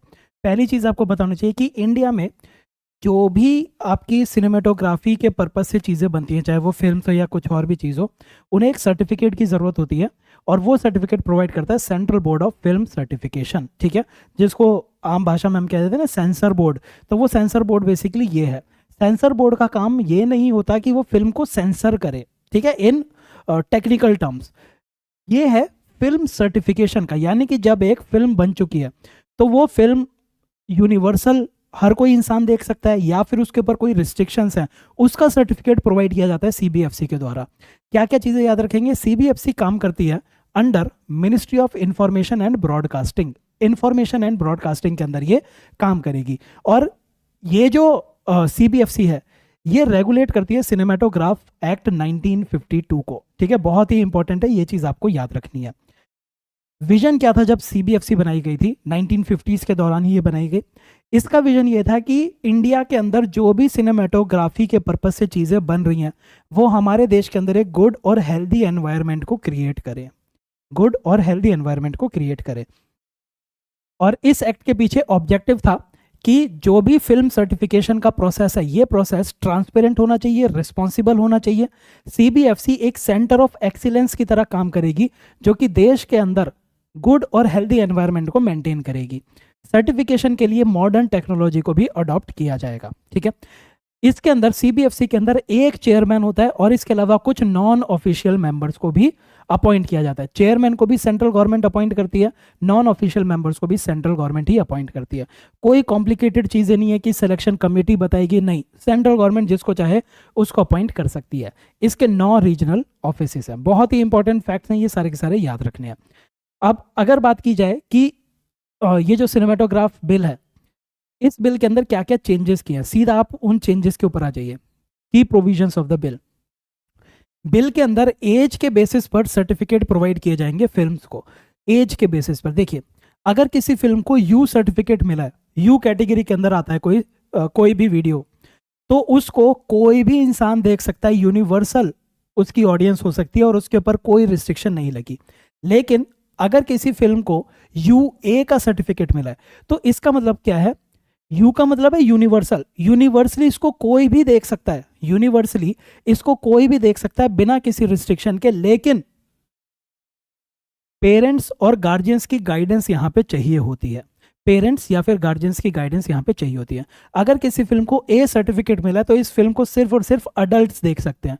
यहाँ पे पेरेंट्स या गार्जियन की कोई चीज ही नहीं रही। क्यों? क्योंकि सिर्फ अडल्ट ही देख रहे हैं, तो अडल्ट के लिए हमें गार्जियन की या पेरेंट की जरूरत नहीं है। एस, अगर कोई मूवी ऐसी बनी है जिसको सिर्फ कुछ पर्टिकुलर प्रोफेशन के लोग देखेंगे या फिर एक क्लास ऑफ लोग देखेंगे, मतलब पर्टिकुलरली मान लीजिए मैंने सिर्फ अपने परिवार के लिए एक फिल्म बना ली और मैं उसको थिएटर पे दिखाना चाहता हूं, तो मेरी फिल्म को एस सर्टिफिकेट मिलेगा। मैं उसको सिर्फ उसी एक ही क्लास के लोगों को दिखा सकता हूं और किसी को वो फिल्म नहीं दिखाई जा सकती, तो उसके लिए एस सर्टिफिकेट दिया जाता है, only to members of any profession और क्लास ऑफ पर्संस। ये आपको याद रखना है। जब हम यूए कैटेगरी की बात करते हैं, यूए कैटेगरी का मतलब है movies which can be shown to anybody without restriction but with parents और गार्जियंस गाइडेंस, ठीक है, इनकी गाइडेंस चाहिए होती है। तो यू और ए के अंदर भी कुछ कैटेगरी बनाई हुई है, जैसे कि यूए 7+, ऐसी मूवीज जिसको 7 साल से ऊपर के लोग देख सकते हैं विद पेरेंट्स गाइडेंस। यूए 13+, 13 साल से ऊपर के लोग देख सकते हैं विद पेरेंट्स गाइडेंस। और यूए 16+, यानी कि 16 साल से ऊपर के बच्चे देख सकते हैं, बट पेरेंट की गाइडेंस यहाँ पे चाहिए होती है, ठीक है। तो ये एज मार्कर बना रखा है, एज बेस्ड मार्कर्स बना रखे हैं, ठीक है। ये जो सारी की सारी चीजें, जो सर्टिफिकेशन है, ये सिर्फ और सिर्फ रिकमेंडेटरी नेचर की होती है, ठीक है। ये पॉइंट है जो कि आपसे पूछा जा सकता है, इसीलिए इसको याद रखेंगे, ठीक है। देखो, कोई भी फिल्म ए वाली सिर्फ और सिर्फ अडल्ट्स को दिखाई जा सकती है, एस वाली सिर्फ और सिर्फ किसी पर्टिकुलर क्लास ऑफ पीपल के लिए ही दिखाई जाती है।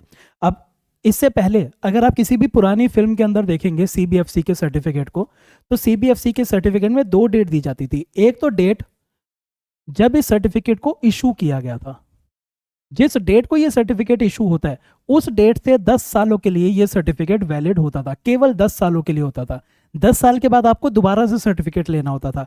लेकिन अब क्या कर दिया गया, अमेंडमेंट के बाद जिस दिन से वो सर्टिफिकेट इशू होगा, वो सर्टिफिकेट परपेचुअली कंटिन्यू करेगा।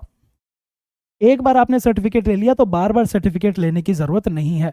प्रेजेंट वैलिडिटी 10 साल होती है, लेकिन after this bill perpetual validity हमें देखने को मिलेगी, ठीक है। अब एक और बहुत इंपॉर्टेंट चीज क्या है, इंपॉर्टेंट चीज है revisional powers of central government. Revisional power of central government, ये प्रोविजन क्या कहता है, देखो, central board of film certification का काम है सिर्फ फिल्म को सर्टिफाई करना कि इस फिल्म को यूनिवर्सली विदाउट रिस्ट्रिक्शन देख सकते हैं या फिर एज बेस्ड रिस्ट्रिक्शन यहां पे लगेंगी, एज बेस्ड रिस्ट्रिक्शन, या फिर अडल्ट फिल्म है, ठीक है, सिर्फ सर्टिफिकेट करना। लेकिन हमारा सेंसर बोर्ड क्या करता है, फिल्म देखता है, वो कहता है ये सीन हमें पसंद नहीं है, इसको कट कर दो, ये सीन हमें पसंद नहीं है, इसको कट कर दो। सेंट्रल गवर्नमेंट एक बारी किसी फिल्म को मान लीजिए अडल्ट सर्टिफिकेट मिल गया, उसके बाद सेंट्रल गवर्नमेंट बीच में इंटरवीन करके कह देती है कि हमें कुछ सीन, गाने या फिर कोई भी चीज हमें पसंद नहीं है, इसको कट कर दो। ये चीज अब खत्म कर दी है, रिविजनल पावर अब सेंट्रल गवर्नमेंट के पास नहीं रही। अगर किसी फिल्म को सीबीएफसी का सर्टिफिकेट मिल चुका है, उसके बाद सेंटर किसी भी फिल्म को रिवाइज नहीं कर सकती, फिल्म के अंदर कोई भी कट्स रिकमेंड नहीं किए जा सकते, ठीक है। इसके साथ साथ थिएटर में जाके अगर आप फिल्म को रिकॉर्ड करने लग जाओगे तो आपके ऊपर पेनल्टी लगाई जा सकती है, तो पेनल्टी के प्रोविजन भी इसके अंदर दिए गए हैं। बहुत ही छोटी सी वो है क्या कहते हैं न्यूज़, और इसी न्यूज़ को बस इतना ही आपको इसमें कवर करना है। सीबीएफसी किस मंत्रालय में आती है? Ministry of information and broadcasting के अंदर आएगी। एक चेयरमैन है और कुछ non official members, all are appointed by central government. इसका काम है एक हेल्दी और गुड एनवायरनमेंट प्रोवाइड करना सर्टिफिकेशन का। क्या क्या चेंजेस कर दिए गए हैं? एज बेस्ड सर्टिफिकेशन कर दी गई है। यू का मतलब विदाउट रिस्ट्रिक्शन, यू ए का मतलब without restriction but under the guidance of parents और गार्जियंस। ए का मतलब अडल्ट और एस का मतलब स्पेशल, ठीक है। अगली अब कुछ छोटी छोटी न्यूज हैं, जल्दी जल्दी इनको कवर करते चलते हैं। पहला, आप सभी को पता होगा article 20 of our constitution talks about 3 things. पहला, अगर किसी इंसान को किसी एक क्राइम के लिए पनिशमेंट हो गई है तो आप सेम क्राइम के लिए उसको दूसरी बार पनिश नहीं कर सकते, डबल जेपार्डी अलाउड नहीं है।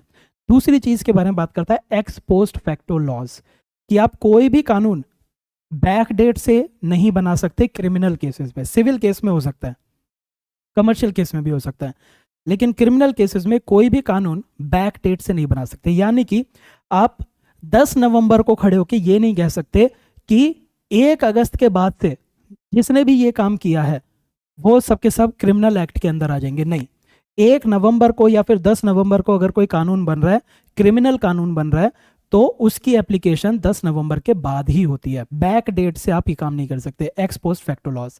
और तीसरा होता है protection against self incrimination. Self incrimination का मतलब होता है आप किसी को भी फोर्स नहीं कर सकते अपने ही खिलाफ एविडेंस पेश करने के लिए। जैसे कि पुलिस स्टेशन में होता है, आपको मार मार के आपसे गुनाह कबूल कराते हैं, क्या ये अलाउड है? ये अलाउड नहीं है। अगर आपने पुलिस स्टेशन के अंदर अपना गुनाह कबूल भी कर लिया तो कोर्ट उसको एविडेंस की तरह एक्सेप्ट नहीं करता। थोड़ी देर पहले भी हमने देखा था ईडी के केस में, याद है? तो आर्टिकल 20 का क्लॉज 3 हमें प्रोटेक्शन देता है, protection against self incrimination. Self incrimination के खिलाफ आपको प्रोटेक्शन दी गई है। तो इसीलिए अभी रिसेंटली सुप्रीम कोर्ट ने कहा है कि हर एक इंसान को राइट टू साइलेंस है। राइट टू साइलेंस है यानी कि जो भी इन्वेस्टिगेटिंग अथॉरिटी है वो किसी इंसान को फोर्स नहीं कर सकती अपना जुर्म कबूल करने के लिए। ये चीज आपको याद रखनी है, ठीक है। ये जो प्रोटेक्शन है, खास बात क्या है, ये जो अधिकार है, ये अधिकार सिर्फ और सिर्फ क्रिमिनल प्रोसीडिंग्स के अंदर दिया जाता है। आप सिविल या कमर्शियल एक्ट के अंदर अगर आपको अरेस्ट किया गया तो उस केस में आपसे गवाही मांगी जा सकती है, ठीक है। लेकिन क्रिमिनल केसेस में you have right to remain silent, you have right to silence. ये आपको याद रखना है। एक केस आप याद रख सकते हैं, केस क्या है? नंदिनी सतपथी वर्सेस पीएल दानी केस। इसके अंदर सुप्रीम कोर्ट ने कहा था कि पुलिस स्टेशन के अंदर एक इंसान से सिर्फ एक लिमिट तक ही आप सवाल कर सकते हैं, उससे ज़्यादा आप पुलिस स्टेशन में सवाल नहीं कर सकते। क्यों? पुलिस स्टेशन में कई बारी लोगों को रिमांड कर दिया जाता है, बहुत ज़्यादा फोर्स किया जाता है, मार मार के जुल्म कबूल करा देते हैं। डर में बहुत सारे लोग एक्सेप्ट भी कर लेते हैं। अगर इसी को एविडेंस की तरह कोर्ट में एक्सेप्ट कर लिया गया तो पुलिस का तो काम ही आसान हो गया। किसी को भी पकड़ के ले आएंगे, मार मार के बोल देंगे कि तूने ही ये एक्सेप्ट कर कि तूने ये जुर्म किया है, और फिर कोर्ट उसको सजा दे देगी। तो ऐसा चीज नहीं हो सकती, ठीक है। तो ये चीज आपको याद रखनी है। Right to remain silence, it is a right which is given in our constitution under article 20 clause 3। Right against self incrimination, ठीक है। अगला है SOP to check the use of freebies liquor to lure voters. News as such important नहीं है।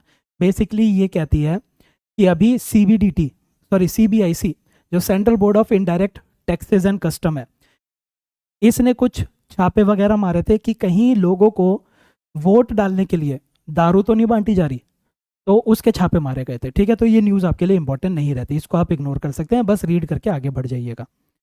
ये चीज़ आप देख सकते हैं कि सीबीआईसी किस डिपार्टमेंट में काम करती है। सीबीआईसी आपके इनडायरेक्ट टैक्सेस से जुड़ी हुई है बॉडी, तो ये काम करेगी अंडर मिनिस्ट्री ऑफ फाइनेंस, ठीक है। 2 तरह के टैक्सेस होते हैं, इनडायरेक्ट टैक्स और डायरेक्ट टैक्स। डायरेक्ट टैक्स को रेगुलेट करती है सीबीडीटी और इनडायरेक्ट टैक्सेस को रेगुलेट करती है सीबीआईसी। इसी को पहले एक्साइज डिपार्टमेंट कहते थे, बट जीएसटी के बाद से सीबीआईसी इसको बोला जाता है। अब ये भी न्यूज़ ऐसा बहुत ज़्यादा इंपॉर्टेंट नहीं है, न्यूज़ क्या है, आपके दो मंत्रालय हैं, ministry of consumer affairs and ministry of electronics and information technology, MeitY and MCA. अब धीरे धीरे इंडिया के अंदर हम एंटरटेनमेंट को कैसे कंज्यूम कर रहे हैं वो चीज़ चेंज हो चुकी है। आज की डेट में OTT platforms like Netflix, Amazon prime या ढेर सारे ओटीटी प्लेटफॉर्म आ चुके हैं और लोग इन डिजिटल तरीकों के थ्रू अपनी एंटरटेनमेंट को और अपनी वीडियोस को, डिजिटल कंटेंट को कंज्यूम कर रहे हैं। तो इन दोनों ही डिपार्टमेंट के बीच में एक टसल चल रही थी कि किसका रोल कितना है इस डिजिटल स्पेस के अंदर। तो अब ये बोल दिया गया है, सेंटर ने ये कह दिया है कि तुम दोनों के रोल को हम ऑलरेडी डिफाइन कर रहे हैं। जितने भी कंपटीशन से जुड़े इश्यूज हैं कि कहीं कोई कंपनी देश के अंदर कंपटीशन को तो हैम्पर नहीं कर रही, ये चीज चेक करेगी मिनिस्ट्री ऑफ कॉर्पोरेट अफेयर्स, ठीक है। और इसके अलावा जितना भी मैटर बचता है वो सारा का सारा matter ministry of information, ministry of electronics and information technology यानी कि मेती देखने वाली है, ठीक है। सिर्फ इतनी सी न्यूज़ है, not very important for your exam, ठीक है, लेकिन फिर भी इसको याद रखना है। ये न्यूज़ बहुत इंपॉर्टेंट है, सिर्फ एग्जाम के लिए नहीं, आपके लाइफ में भी। देखिए, advertising standards council of India, advertising standards council of India 1985 के अंदर ये काउंसिल ऑफ इंडिया बनी थी और इस काउंसिल के अंदर ये एक वॉलेंट्री ऑर्गेनाइजेशन है। जितने भी लोग एडवर्टाइजिंग फील्ड से जुड़े हुए हैं, एडवर्टाइजिंग फील्ड के ही कुछ लोगों ने वॉलेंट्री तरीके से ये काउंसिल बनाई थी और इस काउंसिल का मकसद है कि देश के अंदर जो एडवर्टीजमेंट हो रही है वो एडवर्टीजमेंट सही तरीके से हो रही है या नहीं, ये चेक करना। कई बार एडवर्टीजमेंट के थ्रू लोगों को मैनिपुलेट किया जाता है। कैसे मैनिपुलेट करते हैं? मान लीजिए आपके सामने एक चीज़ आई और उसमें लिखा हुआ था, मान लेते हैं XYZ चीज़ है जिसकी आपको लाइफ में ज़रूरत भी है, आप इसको खरीदना चाहते हैं और आपके सामने फ्लैश हो रहा है कि ओनली 1 आइटम लेफ्ट। रियलिटी में एक आइटम लेफ्ट नहीं है, रियलिटी में हो सकता है कि ढेर सारे आइटम्स लेफ्ट हो, लेकिन वो आपके अंदर एक false sense of urgency create करना चाहते हैं कि एक ही आइटम बचा, अभी खरीद लो वरना कोई और ले जाएगा। ये फॉल्स सेंस ऑफ अर्जेंसी, ये एक डार्क पैटर्न होता है लोगों को रिझाने का, अपना सामान जल्दी से बेचने का। तो advertising standard council of India ने इन डार्क पैटर्न्स के अगेंस्ट बोला है कि इस तरह के डार्क पैटर्न्स एडवर्टीजमेंट के अंदर नहीं दिखाए जाएंगे। डार्क पैटर्न्स के अंदर क्या होता है? डार्क पैटर्न्स के अंदर आप कोई सामान देख रहे हैं, एक्स आइटम देख रहे हैं, जब आप इस एक्स आइटम को देख रहे थे तो इसका प्राइस दिखाया जा रहा था 100 रुपये। जब आप इसको परचेज करने गए तो पता चलता है कि इस एक्स आइटम का प्राइस 100 रुपये है, इसके ऊपर कुछ चार्ज लगा दिए 10 रुपये के, फिर 10 रुपये का कुछ चार्ज लगा दिया, फिर उसके बाद डिलीवरी फीस लगा दी 5 रुपये की, फिर उसके बाद कुछ टैक्स लगा दिए और अल्टीमेटली आपका ये जो पूरा का पूरा सामान है ये 130 रुपये का पड़ा। तो यहाँ पे क्या हो गया? आप कितने रुपए खर्च कर रहे हैं? यहाँ पे 130 रुपये खर्च कर रहे हैं, लेकिन आप ये 130 रुपये अपनी मर्जी से खर्च नहीं कर रहे, आपको मैनिपुलेट किया गया और आपको पता भी नहीं चला। कैसे? आपको 100 रुपये दिखा के पहले उन्होंने हुक में डाला, हुक में डालने के बाद धीरे धीरे रेट बढ़ा बढ़ा के 130 रुपये आपकी जेब से निकलवा लिए। आपने इस प्रोडक्ट को क्यों ओपन किया था? क्योंकि 100 रुपये का मिल रहा था, लेकिन अल्टीमेटली पे कितना करना पड़ा? 130 रुपये पे करना पड़ा। ये एक डार्क पैटर्न है, इसी को आप ड्रिप प्राइसिंग के नाम से जानते हैं कि जो कॉस्ट होती है इस कॉस्ट को अपफ्रंट रिवील नहीं करते, धीरे धीरे रिवील करते हैं when you go ahead and purchase this product. फिर फॉल्स सेंस ऑफ अर्जेंसी, लोगों के अंदर ये सेंस क्रिएट करना कि बहुत ही लिमिटेड टाइम ऑफर है। लिमिटेड टाइम ऑफर तो फिर ठीक है, लेकिन कि क्वांटिटी बहुत ही कम बची है, अभी के अभी खरीद लो। रियलिटी में क्वांटिटी बहुत थी लेकिन आपको मैनिपुलेट किया गया फॉल्स अर्जेंसी देके। डिस्टिंग्विश्ड एड्स, डिस्टिंग्विश एड का क्या मतलब है? मान लीजिए कोई इंस्टीट्यूट है,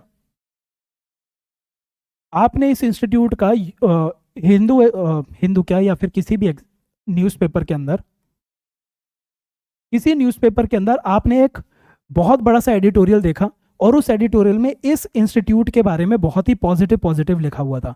आपको ऐसा फील होगा जैसे कि न्यूज़पेपर वाले ने कोई न्यूज़ आर्टिकल या फिर एडिटोरियल पब्लिश किया है जिसमें न्यूज़पेपर वाला किसी इंस्टीट्यूट की तारीफ कर रहा है। रियलिटी के अंदर इस इंस्टीट्यूट वाले ने ऐड करवाई है अपने पेपर के अंदर और उस ऐड को डिस्गाइज कर दिया ये दिखाने के लिए कि ये उनकी ऐड नहीं है, ये कोई न्यूज़पेपर एडिटोरियल है। तो यहाँ पे भी आपकी मैनिपुलेशन हो रही है। फिर बेट एंड स्विच, आप जब देख रहे थे आपको एक्स प्रोडक्ट दिख रहा था, जब आपके पास उस सामान की डिलीवरी हुई तो उस एक्स प्रोडक्ट की जगह आपको एक्स डैश प्रोडक्ट प्रोवाइड कर दिया।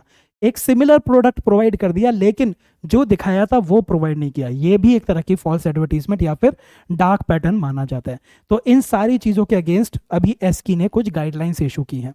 एसकी क्या है? Advertising standards council of India, which is a voluntary organization, which is a voluntary organization. कौन इसके मेंबर्स हैं? एडवर्टाइजिंग इंडस्ट्री के लोग इसके मेंबर्स हैं। और ये गाइडलाइंस बनाती है कि एडवर्टीजमेंट कैसी होनी चाहिए। ठीक है, ये बात करती है सेल्फ रेगुलेशन की, कि एड्स को हम खुद ही रेगुलेट कर लेंगे, वरना किसी दिन गवर्नमेंट ने रेगुलेशन लगानी चालू की तो बहुत ज़्यादा रिस्ट्रिक्शंस लग जाएंगी। तो एसकी के बारे में आपको जानना है, ये कोई गवर्नमेंट बॉडी नहीं है, मेजरली आपको ये याद रखना है। ठीक है, 1985 के अंदर बनी थी by the professionals from the advertising and media industry to keep Indian ads decent, fair and honest. एक वॉलंटरी सेल्फ रेगुलेटरी ऑर्गेनाइजेशन है to protect Indian consumers interest through self regulation on advertisement. तो ये वाला जो paragraph है ये सबसे ज़्यादा इंपॉर्टेंट है। एक क्वेश्चन आपसे पूछा जा सकता है, dark patterns recently in news is related to which of the following. तो इसके अंदर स्पेस दे देंगे, डिफेंस दे देंगे, लेकिन dark patterns is related to advertisement in India.